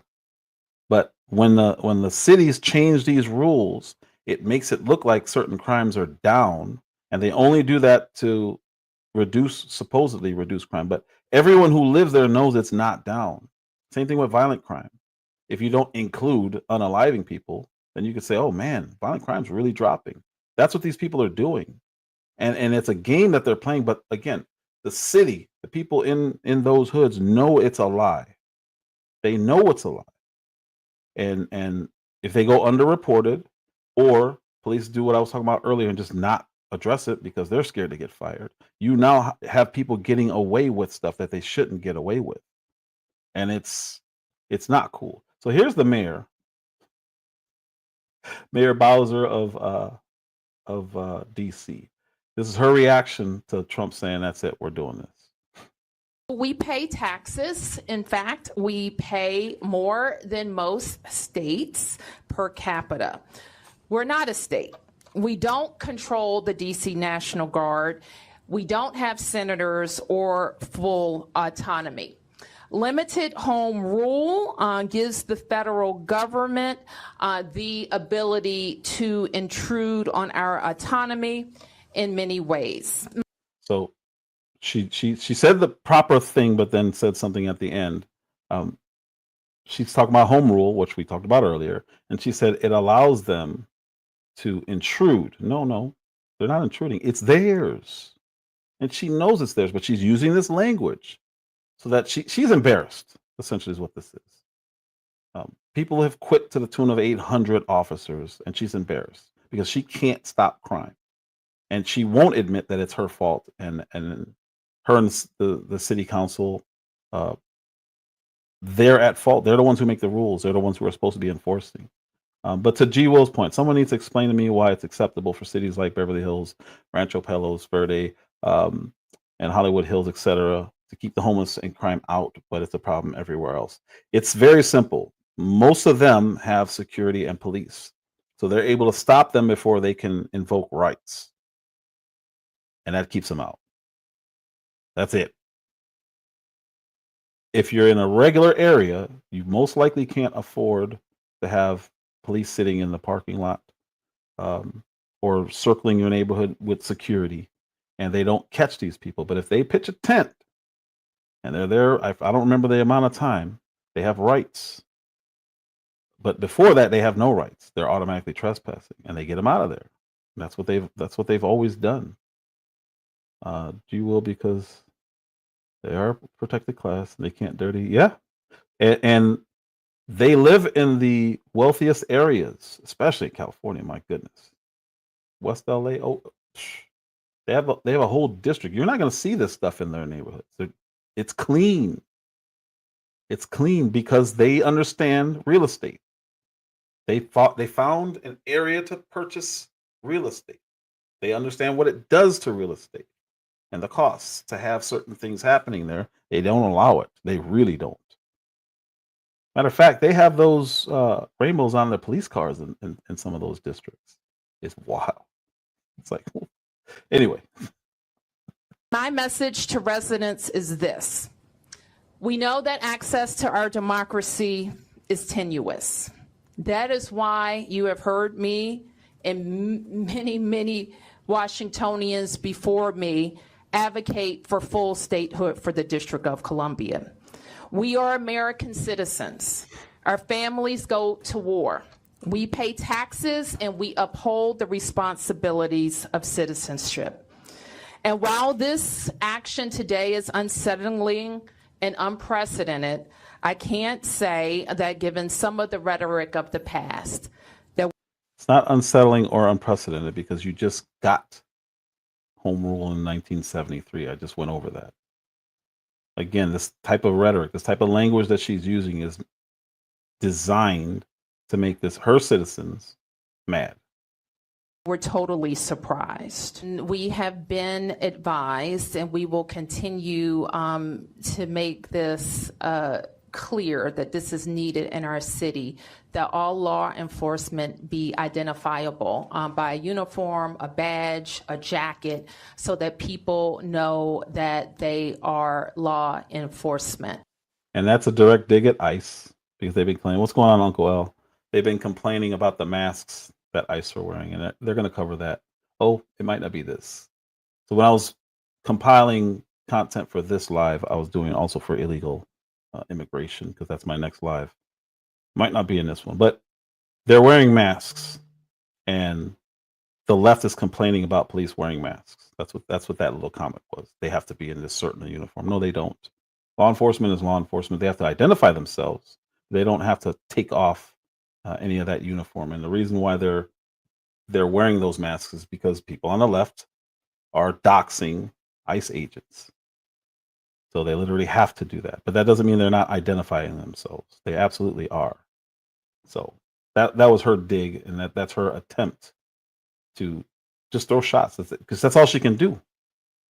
I did not know that the request of MPD would be made. I believed that they would announce that they were going to call up the National Guard. I had one brief phone call related to the National Guard issue over the weekend. Well, what I would point you to is the Home Rule Charter that gives the president the ability to determine the conditions of an emergency. Now, we could contest that, but the authority is pretty broad. And so the question that was asked there is, can he do this? And she just said, yeah, he can do this. He can declare an emergency, and he really didn't have to, but then he would have had to go through Congress. But he actually absolutely has the power to do what he did. And she answered it there, but the news isn't talking about that part. What are they saying? I showed you guys the headlines. Fascist takeover, threatening sovereignty. It's like, no, it's not. It's fully legal what he's doing. And this has been the problem with people who hate the man. I have no issue with you hating the man. But when you lie, you're intentionally deceiving the people into thinking he's doing this Hitlerian stuff that he's just not doing. It's all legal. And she told you that, but was it covered? No. So, like, if you wanted to say the most outrageous thing, one might say, well, I won't say that. It could be something very small. Like, I'm not saying that that's what he's doing, but it could be. And if he deems it and he puts the meat around it and the argument around what he thinks is an emergency. When we think of emergencies, it usually involves surges in crime. I'm going to work every day to make sure it's not a complete disaster. Let me put it that way. And I think that with Chief Smith's leadership and her expertise in both the federal space and the local space, we are going to do our level best to maintain, as the chief talked about, to maintain the trust that DC residents have in us. What could be a disaster is if we lose communities who won't call the police. That could be. Our community is the only one that does that. What is she talking about? Black community is the only one that does that anti-snitching thing. Then that has nothing to do with Trump. Nothing. Like, what is she talking about? She's looking for negatives. KMC said, I'm not a Trump fan, but he's in office. We should be working together. Yeah, this is what most people believe, whether they're a fan or not. We should be working together, not finding faults for the next 4 years. And this is what they do. This is what they do. And the right does it also. The problem is they go at it the legal way. These people go at it creating fake controversies, Russia, all that kind of stuff, trying to get people impeached and trying to get them put in prison. It's like, it's a completely different response to the same thing. We went to just mocking. We made fun of Obama. We made fun of Biden. When we lose, we don't do what these guys do. We don't create propaganda. But both sides definitely do it. Look at that, Mika. Yeah, exactly. Both sides definitely do it. It's just how they do it is completely different. A disaster. Well, it will be a disaster if communities won't talk to the police if a crime has been committed and could help solve that crime. That could be a disaster. That has been an issue in the Black community forever. Well, we'll just say since the 70s. That's been an issue in the Black community. 80s, really the 80s. And in the Hispanic community, which I think this is why she threw that in there. She loves illegal immigration. So their thing is, well, if we start going in there and grabbing people, they're not going to speak up anymore because they think they're going to be grabbed. Like, well, then they shouldn't be grabbable. They shouldn't be illegal. They should be here legally. It would be a disaster if people who aren't committing crimes are antagonized into committing crimes. That would be a disaster. So you have somebody who's perfectly law-abiding. I don't know how you antagonize them into being criminals. That's what she just said. It makes no sense, but I guess it sounded good. And in their minds, adding police is antagonizing good people, normal people. Not the criminals, normal people. That's nonsense. So we're going to work every day to get this emergency put to an end. Downplaying it. I'll call it the so-called emergency, and continue to do our work.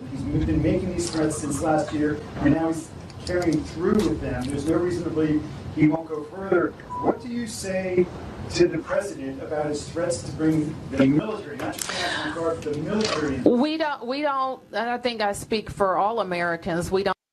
No matter what comes out of somebody's mouth after they say, I think I speak for all Americans, it's nonsense. Even if most Americans agree with it. The ego you have to say, or you have to say, I think I can speak for all Americans. We don't want the military here. Depends on the circumstance. But you can't say, I speak for all Americans. This lady's insane. Her ego is out of control. I don't believe it's legal to use the American military against American citizens on American soil. I'm not a lawyer, and but I think that's a fairly widely held fact. And so, but we've seen them move, I think, the active military into California. So it's a question. We've seen active military on the borders of D.C. some years ago, and we don't believe that our military should be used against American citizens. Yeah, so if you frame it that way, then yeah, I think most people would agree. But who said that they were turning the military against American citizens? You see how she framed it? Again, these are all fear tactics, and it's really smooth how they do it. I think most people would agree we don't want the army shooting our people. Yeah. But is that what we're even talking about? So here's something interesting. This is why I said earlier, I'm not sure everyone needs to be fired. Because, and I don't know her, and if you live in DC, you can tell me, but it seems like she actually does not mind what's happening and seems relieved by it. So breaking, DC Chief of Police Pamela Smith has just signed an executive order allowing DC police to officially assist ICE with information on illegals and provide transportation of federally detained subjects. This is effective immediately. That's never been the case, or it's been a while since that's been the case. They are a sanctuary city, for lack of better words. So she's cooperating with the feds while the mayor's taking shots at the feds. I find this interesting, and I don't even know. Like I said, I don't know their dynamic. I don't know if they don't like each other, and they don't do these public spouts or spats. But it seems like she's relieved, and I don't even know her competency to be honest with you. So I thought this was we have been working collaboratively. I think this is going to be a good effort. It's going to be an effort that's supported by both teams, the Metropolitan Police Department as well as our federal partners.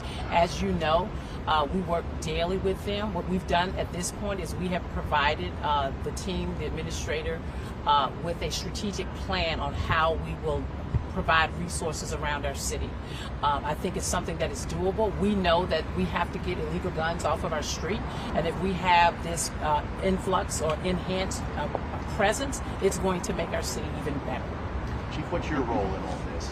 I am the Chief of Police for the Metropolitan Police Department, and being the Chief of Police, I am certainly the one who champions to ensure that we reduce violent crime across our city. That is why the mayor appointed me to do that job, which is why you've seen the reduction in crime across our city. This effort will only help us to enhance and build upon that. Are you responding? Are you answering to Terry Cole? I answer to the mayor. I answer to Mayor Muriel Bowser. Chief. And here, let me just say this: let us not have any controversy with that, okay? Because I know people want to build upon and create division. We're here to work together with our federal partners, and that's what we're going to do. And I thought that was a very good political speech. And I'm going to show you guys something else about her, because I find her interesting, and she seems to contradict at least the attitude, and at least publicly, what the mayor is saying. So this came out, let's see.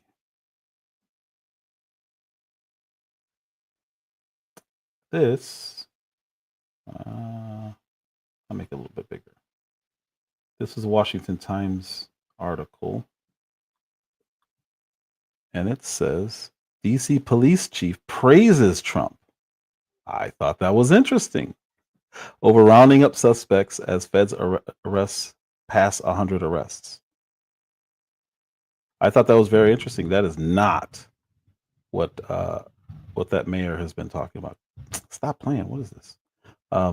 God, I hate this. I hate when websites do this. This is why I try not to use these. I usually use screenshots. But this is her talking, and it's similar to what she said there. DC's top cop said Wednesday, so this was August 13th, just a couple of days ago, that the federal agents flooding the city has made more than 100 arrests on gun, drug, and homicide charges that her short-staffed police force didn't have the manpower to tackle. That's good. That's a really good thing. Metropolitan Police Chief Pamela A. Smith said that the extra patrols, FBI, DEA, and Homeland Security Department agents initiated by Trump's federal takeover this week have helped the authorities arrest criminals who would otherwise remain on the loose. These are positive things. This does not sound like what the mayor was saying. It's raining hard. I hope I don't lose internet. And she said, remember, you're talking about 500 additional personnel in DC. As you know, we've talked about the fact that we're down in numbers with our police officers. So this enhanced presence clearly is going to impact us in a positive way. She does not sound like the mayor, which is why earlier when I was like, they just need to clean house and fire all the people up top. She sounds like she's reasonable. Again, she could be full of it. Very well, she'd be full of it. But she at least sounds reasonable enough that someone could keep her on to see what she does with the right leadership. Everybody get cuffed on. Don't touch me and I won't touch y'all. Okay, well don't touch me and I won't touch y'all. That's all I'm saying. Come on. Don't touch me. Tell them that's how we eat. That's how we eat. Eat good. Eat too good. They didn't present shit. Meanwhile, in the hood, people don't seem to have a big problem with this. They're sitting there chilling, eating while these dudes are getting locked up. Session without no. Get back. I told you that. Get the back.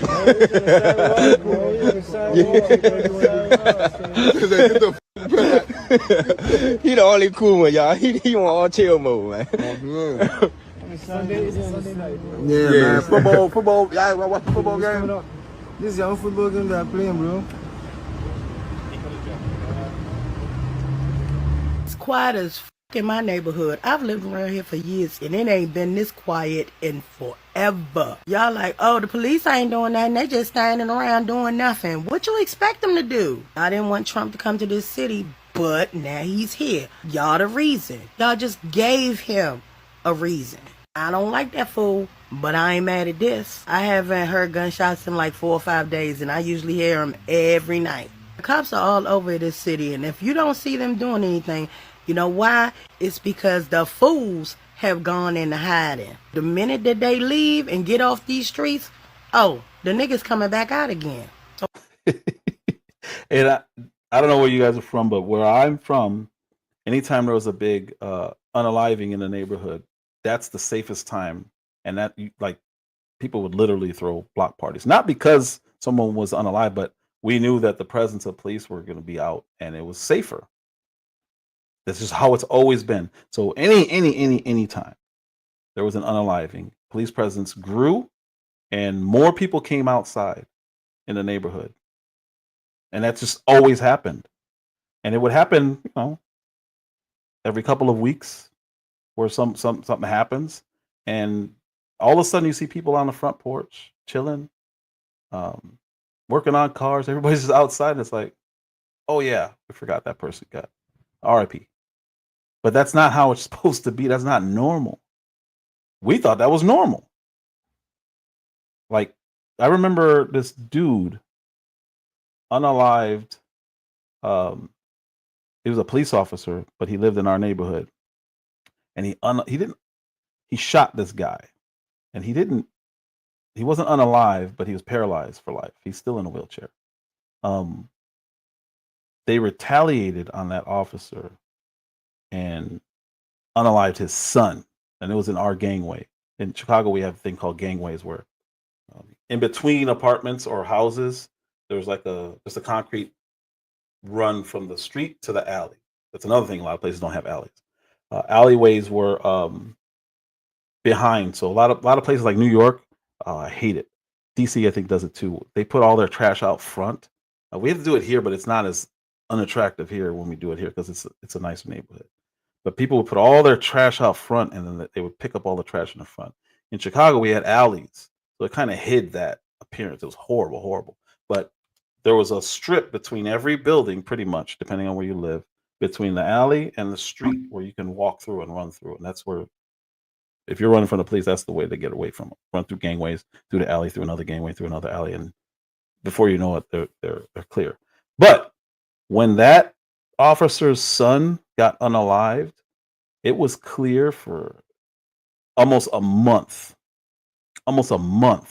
where there was no violence, no nothing, because that's how big the police presence was. And it all started with an officer shooting somebody I know or knew, and paralyzing, which is unfortunate. But it shouldn't take that for a neighborhood to be safe. It shouldn't take right here. Oh, you had a donation? I'm sorry. I didn't hear anything. You didn't.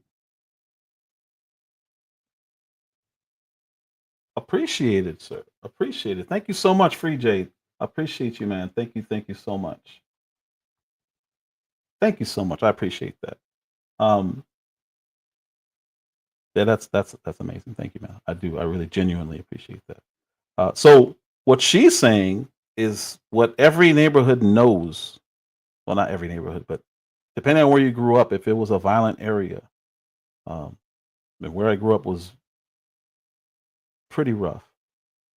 When there's a big crime, unfortunately, like if it's a young kid who gets unalived, there's a police presence there that's way, way longer than if it's just somebody. If it's just a regular gang shooting and one of the gang members passes away, the next day you can go right back to doing what you're doing. But when there's a kid, unfortunately, or a police officer, you have a whole reprieve period where people can actually live their lives and be free and go in their front yard and sit on the porch, where that's just not normal. And I think that's what she's saying could not be more true. She's speaking to it. And I really, really like that there's people who, she said, I don't like him, but this is your fault. It's our fault.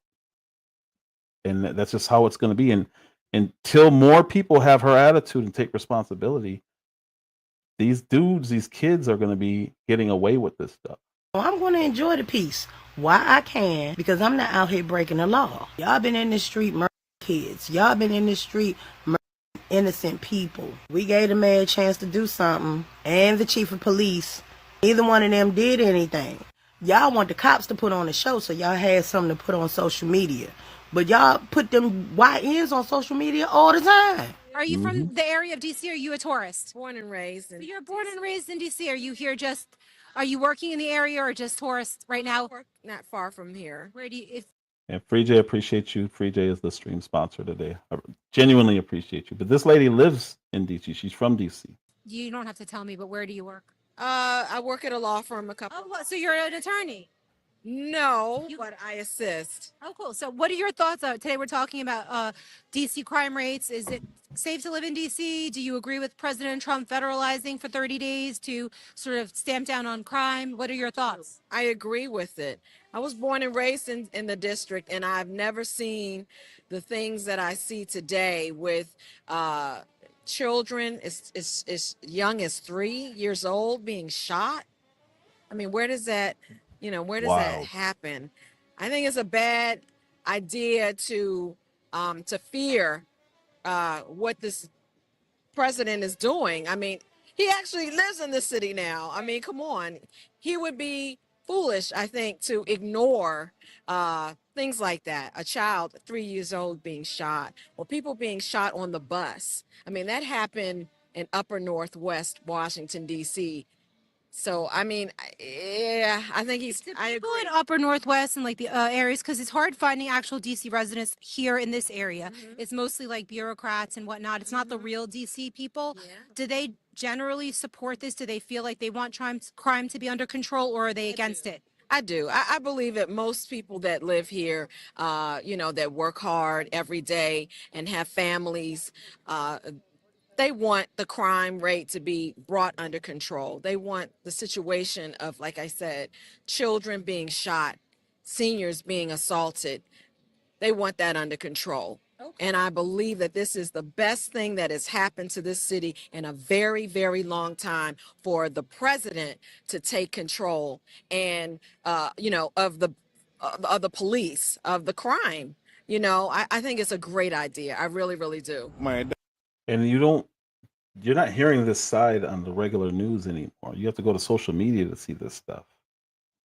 And why? Why do you have to go to social media to see that people are actually happy, relieved?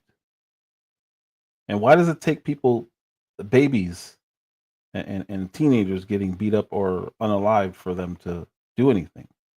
This is the reaction that the mayor could have done, but her chief of police is understaffed because her bosses are bad at their jobs and demoralized 800 people into leaving the force. It's insanity. Down the city is quiet as a church mouse, young. I came all the way down Pennsylvania Avenue this morning. So peaceful, young. I don't smell no weed, young.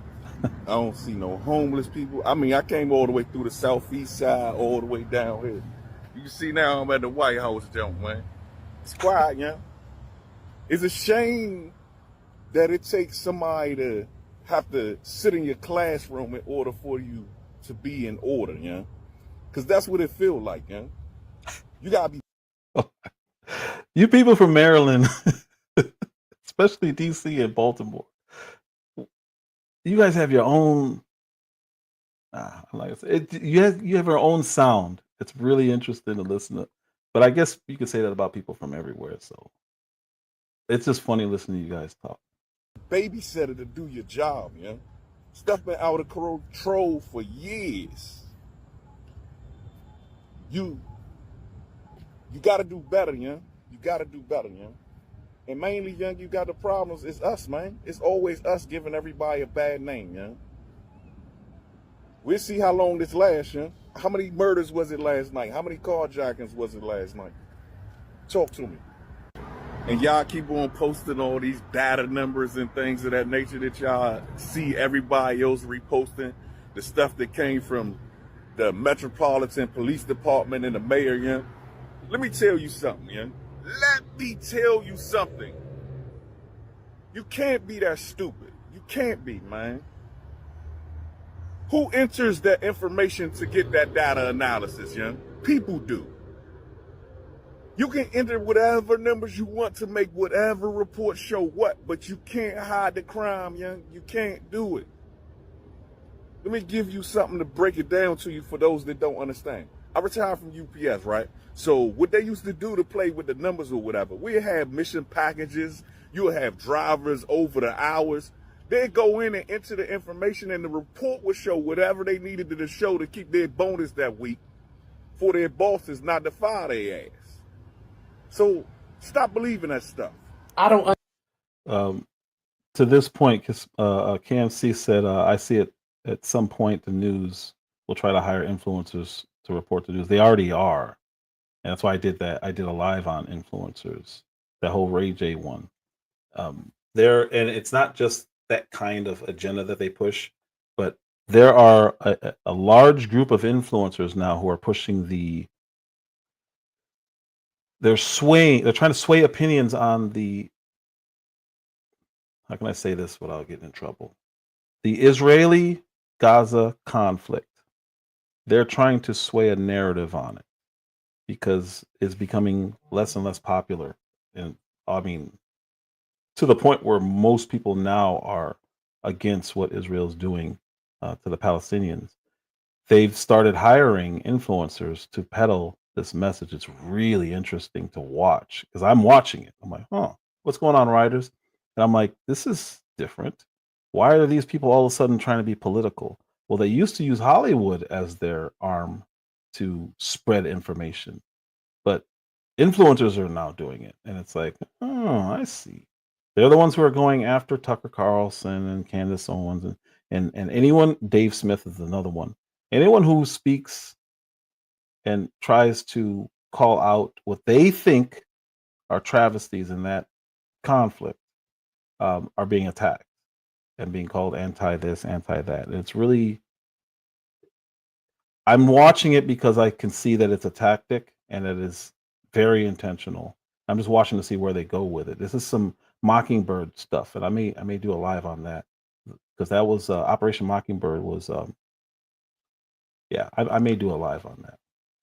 Understand it, and I don't think I ever will. Why the is people that's not from the city saying DC's not that bad? Why is a nigga from Denver, Colorado saying DC's not that bad and Trump is just trying to be a dictator? Gang, DC is fucking like Gotham City, bruh. Like, y'all do not know. Y'all out of towners, mo. Mind y'all business, bruh. 4 infants got killed in a month. This shootings every day. Carjackings every day. The city is wild right now, bruh. And it might say it's the lowest it's ever been. That's because these niggas is not getting caught. There's so much shit going on. Y'all don't even know, bruh. And to that point in Chicago, I talked about this. It was a while back, though. The conviction rate on homicides was like 30% or 25%, which means you had a 75% chance of getting away with literal unaliving of somebody because they either weren't prosecuting or failing at the prosecution or just not getting caught. Like that doesn't make any sense. Where 70 to 75% of the time you're going to get away with it. So how do you log that? You say, well, it's just not happening. And that's what he's talking about. That they're just not getting caught. I'm really recovering from getting shot in DC, gang. So for y'all out of towners to be like DC's not that bad and this don't need to be done, y'all don't know shit, bruh. Like for real, y'all don't know shit, bro. What Donald Trump is doing right now, getting the homeless off the street and putting all these law enforcement people in throughout DC, that needs to be done good. I'm tired of fucking Gotham City, gang. I'm tired of that shit, bro. I'm trying to go to U Street and not have to worry about running from bullets, bro. I'm sick of that shit, gang. Well, what about that idea? What about the idea that this is, even if one supports this effort, it's a Band-Aid, right? It's not like hiring 500 additional cops in D.C. And I think they do have a staffing shortage in the D.C. Police Department. They need to fix that. I don't know what's authoritarian about putting some extra eyes and ears on the street, getting criminals off the street to keep people from being murdered and carjacked. Nobody in their right mind believes Washington, D.C. is safe. And to say the president's trying to help us keep people from getting murdered and carjacked and we have to stop this authoritarian push, I mean, it's just sort of ridiculous rhetoric. These Democrats don't know what to do with themselves. Every time Donald Trump tries to do something, they reflexively feel the need to oppose it without thinking through the political implications for themselves. You think Democrats are taking the bait? Well, I think they're acting like idiots here. The city is crime-ridden. I saw a guy get murdered in Union Station in February at 4 in the afternoon. I saw the body hit the floor. at the bottom of the escalator on the second floor. And so everybody who visits there, everybody who lives there knows it's a serious problem. You have extra eyes and ears. They've arrested criminals. They're getting illegal guns off the street. People feel safer. Tourists feel safer. What is the problem? Do you think that is an appropriate use of those federal resources? I do, actually. I think it's a disgrace that our nation's capital is crime-ridden. I think it's a disgrace that tourists and visitors come to Washington, D.C. and they don't feel safe. I think it's a disgrace that, roving bands of teenagers are riding, hundreds of dirt bikes around Washington, D.C., shooting. And I believe it. KFC said, you saw it? I believe it because he said it so casually and quickly and gave enough details that I'm like, oh, he probably saw it. He said he saw it hit the floor at the bottom of the escalator on the second floor. Like, oh well, it sounds legit. He wasn't thinking about it; he just going. So I actually believe he saw that. I think it's safe to say most people seen. Well, it depends on where you're from. I can't say that. I was gonna say I think most people have seen somebody get unalive, but I don't know if that's true. I have. It is what it is. Guns, shooting off fireworks, and you have these roving bands of carjackers. It's a disgrace. This is our national capital. You shouldn't have to feel that way, whether you live there or whether you're visiting on the streets of Washington, D.C. It's a unique place because it's a federal district. It's not in a state. And I think the president, has rightly decided that something has to be done. It has a very high homicide rate when you compare it to other world capitals. And so I'm anxious to see how far he wants to take this. But frankly, I think for the people who live there and the people who visit there, they're going to welcome extra police presence on the street. That carjacking that happened to the White House staffer the other night, there were a couple of cops sitting there. Had they not been sitting there and witnessed that, I don't know what would have happened to that poor kid. He got beat up by 10 people, a 10-person gang. And so I think the more patrols you have, whether it's park police or whoever, the safer people will feel going around our nation's capital. That's why I caught myself. I was like, no, I guess most people haven't. It's not a normal thing. The one that the officer whose son got unalive, the friend, he was a friend of ours. The one who got paralyzed, it happened in our gangway. And then another one happened on our lawn, but we didn't see that happen. We just saw the person there. And I don't remember if they lived or not, but they were just laying there until the ambulance came. But yeah, I guess it's not normal. That's why I caught myself like, no, I guess everyone hasn't seen it. Because I was going to say everyone's seen it. Because of how casual he was about it. They exist in a state of lawlessness. I mean, we have blue cities all over this country and blue states that have sanctuary laws where they have encouraged illegal immigration. I mean, that's the problem in California, is that illegal immigration has been welcomed and coddled. And then when you go in and try to enforce federal law, there was, all sorts of unrest and violence and mayhem on the streets. And so that was a situation brought about by the local officials there.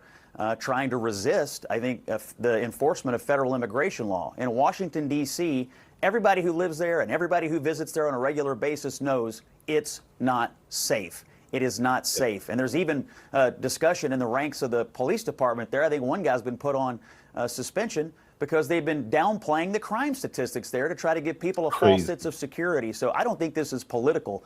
I think it's about safety, and in the case of California and other blue states, I think it's about the enforcement of federal immigration laws that are on the books, and you have Democrats in those places trying to resist that. I do not understand it. And the murder rate, you can't keep saying violent crime is down, but the murder rate's up. To the average person, the murder rate's about life and death. You don't brag about a rising murder rate. And the Democrats are, I agree with you, Mika, they're falling into the trap of defending what's indefensible. It's a trap. Yes, it's a trap. I mean, if it's not a winner politically to say, oh, you're wrong, look at the data. Because, if one violent crime happens in a very heavily populated part of the city, people hear about it, and it's visceral.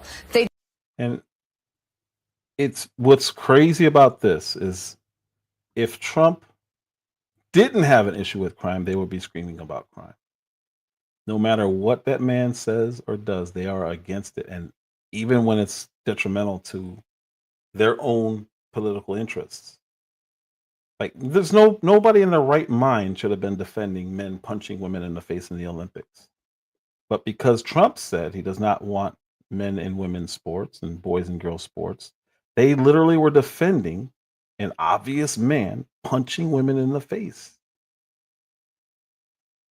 They have to take the opposite position of his because they're that obsessed over this man and how much they hate him. It's called Trump derangement syndrome for a reason. They had no issue with it. They are literally saying DC should not have a law enforcement presence in the area because Trump says it should be. So our neighborhoods, and I'm not in DC, but I'm just saying in Black people neighborhoods, we're just supposed to deal with it. Let all these kids die because Trump said that they shouldn't. That's insanity.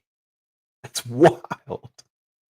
It's wild that they just have to take the opposite position no matter what he says. If he came out and said, I want to cure cancer, they're going to say, cancer's not that bad. Smoke away. That's what they're doing. Don't want it.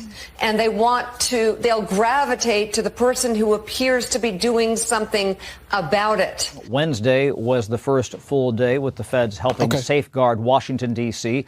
The push comes as violent crime remains high in Washington, despite recent declines. Republicans say D.C. residents deserve to live and work in a safe city. You tell these families crime has dropped. You tell the kid who was just beat the hell and back with a severe concussion and a broken nose, crime is down. No, that falls on deaf ears. And my ears are deaf to that. And that's why I fight the fight. FBI Director Kash Patel says his agency teamed up with local cops to make 10 arrests that included a search warrant for a murder charge, various gun violations, warrants for DUI, and an arrest for violating a restraining order. Democrats still challenge the need for help in D.C. See, no matter what good comes out of this, they're going to be against it because they can't control their obsession with hating Orange Man. We save lives, so we would have probably saved them anyway. It's like there's no rationale behind this. There's no logic there. We have this decision by the president to essentially federalize the D.C. police at a time when actually crime in the District of Columbia is at a 30-year low. See, this guy's a senator. He's a senator. They're saying, hey, we got all these criminals off the street. And he's like, I don't care. Crime is down. Ignoring that they're actually doing good right now. Year and has been continuing to decrease in the first 6 months of this year. That said, we can always do better. Under the law, the feds can help patrol Washington for a month. After that, Congress must approve an extension. When it comes to D.C., Congress serves as a super city council watching over the capital city. However, it's doubtful Congress could approve an extension for federal forces. That's because such a plan needs 60 votes to clear a Senate filibuster. See, I thought it was 90 days, but it's only 30 days. But I think he's gonna get enough support behind this because at some point these people have to be voted back in, and that point's coming very soon. We're heading into the midterms in a year. And you want to be the person who voted against security? Like, that's insanity. These are the updated numbers from DC. This was 3 or 4 days in. Law enforcement made 33 total arrests in our nation's capital last night.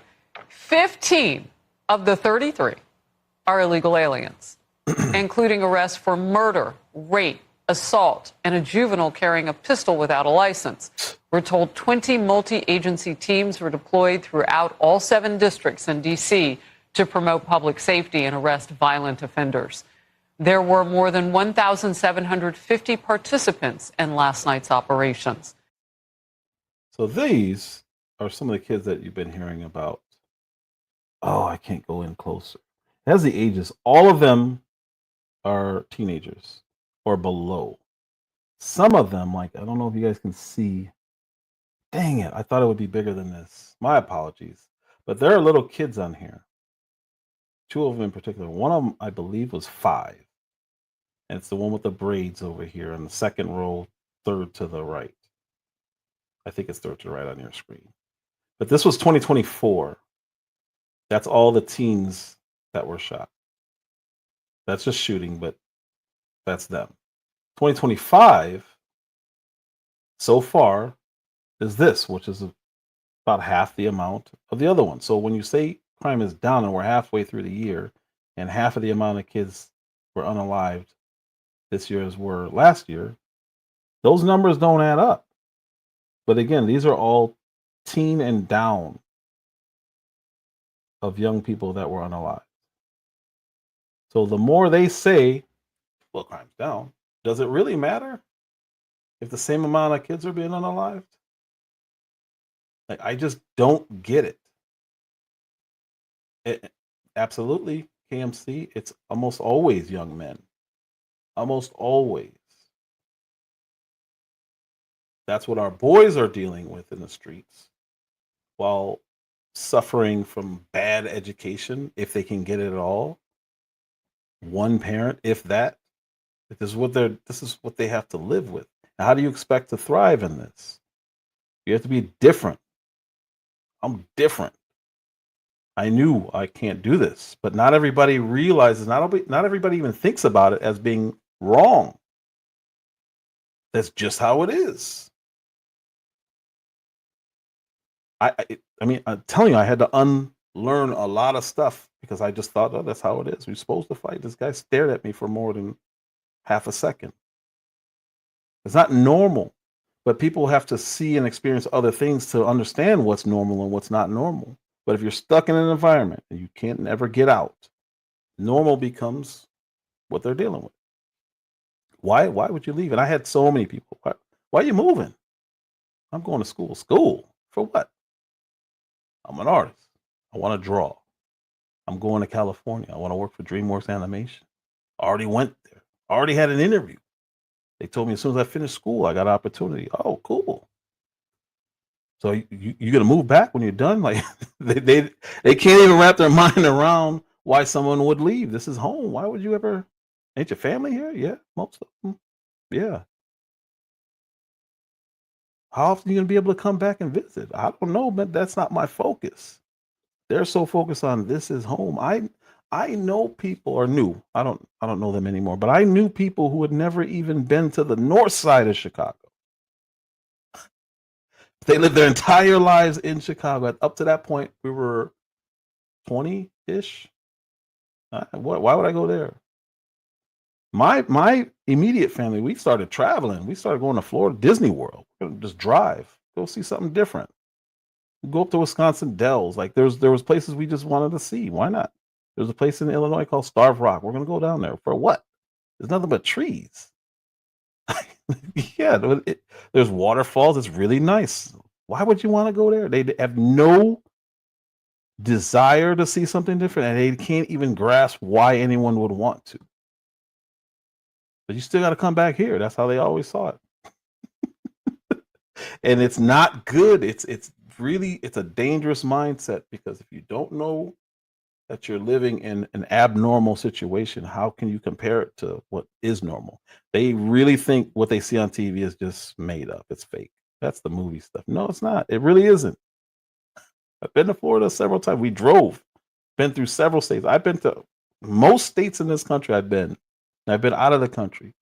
A lot of people can't say that. Like I said, I knew at that point people who had never even been all the way to the north side of Chicago, strictly south side, maybe west side.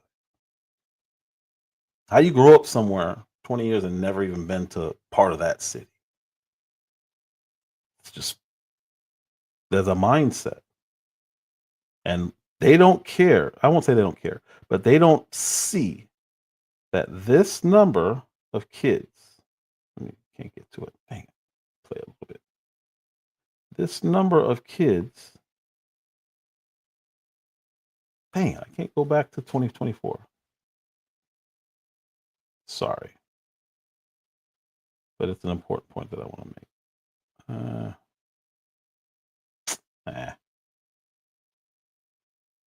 Let me play it. The participants in last night's operations. There you go.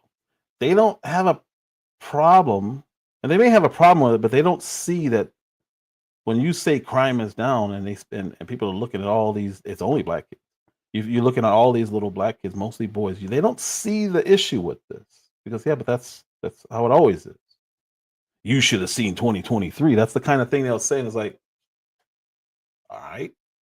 So you think it's good that there's only, what is this? 3, 6, 7, 8.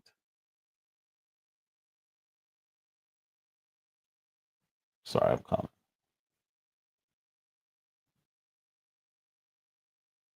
So that's it's 29 kids. No problem with that. It's not including adults, homeless people. It's not including abductions. This is just shot last year. So they'll say, yeah, but there was 40 the year before. Okay, that's still not good.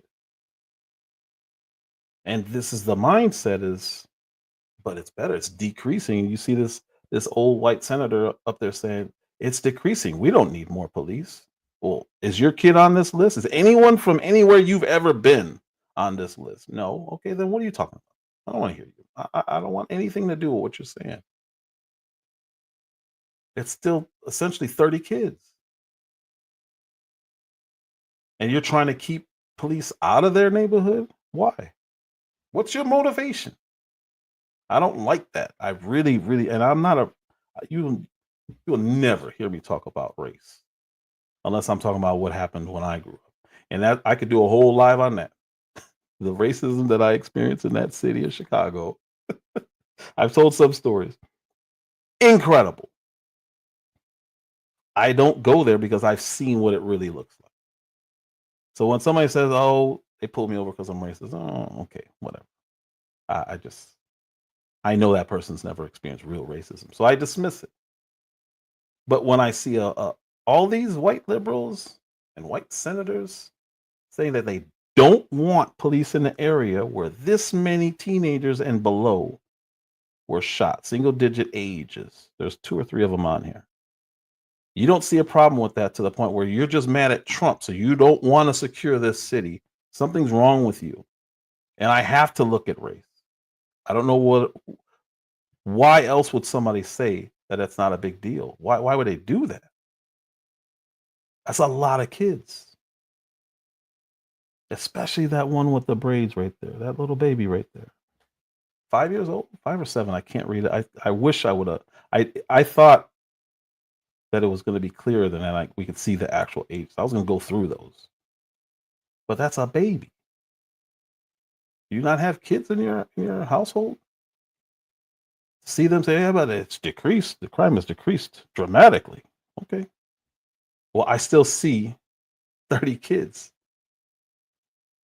So I don't like when they downplay it. I just don't. It really bothers me. This is 16. So we're right in line. So technically, we're about 4 less than last year. Is that good? Is that good? No, I don't think so. I don't think that's good at all, actually. So, with that said, that is the end of this presentation. Went off on a little, went left to talk about something else, but I don't know, it is what it is. But I needed to make that point about how much trash that was with the homeless people and try to give a context. But yeah, it's anyone complaining about more law enforcement is assuming that the law enforcement is evil. And I can see why some people don't like the police. I know a lot of people who don't like the police, and I understand it, but they still call the police when something goes wrong. They just do. And overall, most people know what the police are really doing. There's always going to be bad ones. There's going to be bad cashiers. There's going to be bad people working at McDonald's. Be bad managers that you had to deal with your whole life. We all understand that. But most are not. Well, most managers are bad. But everything else, most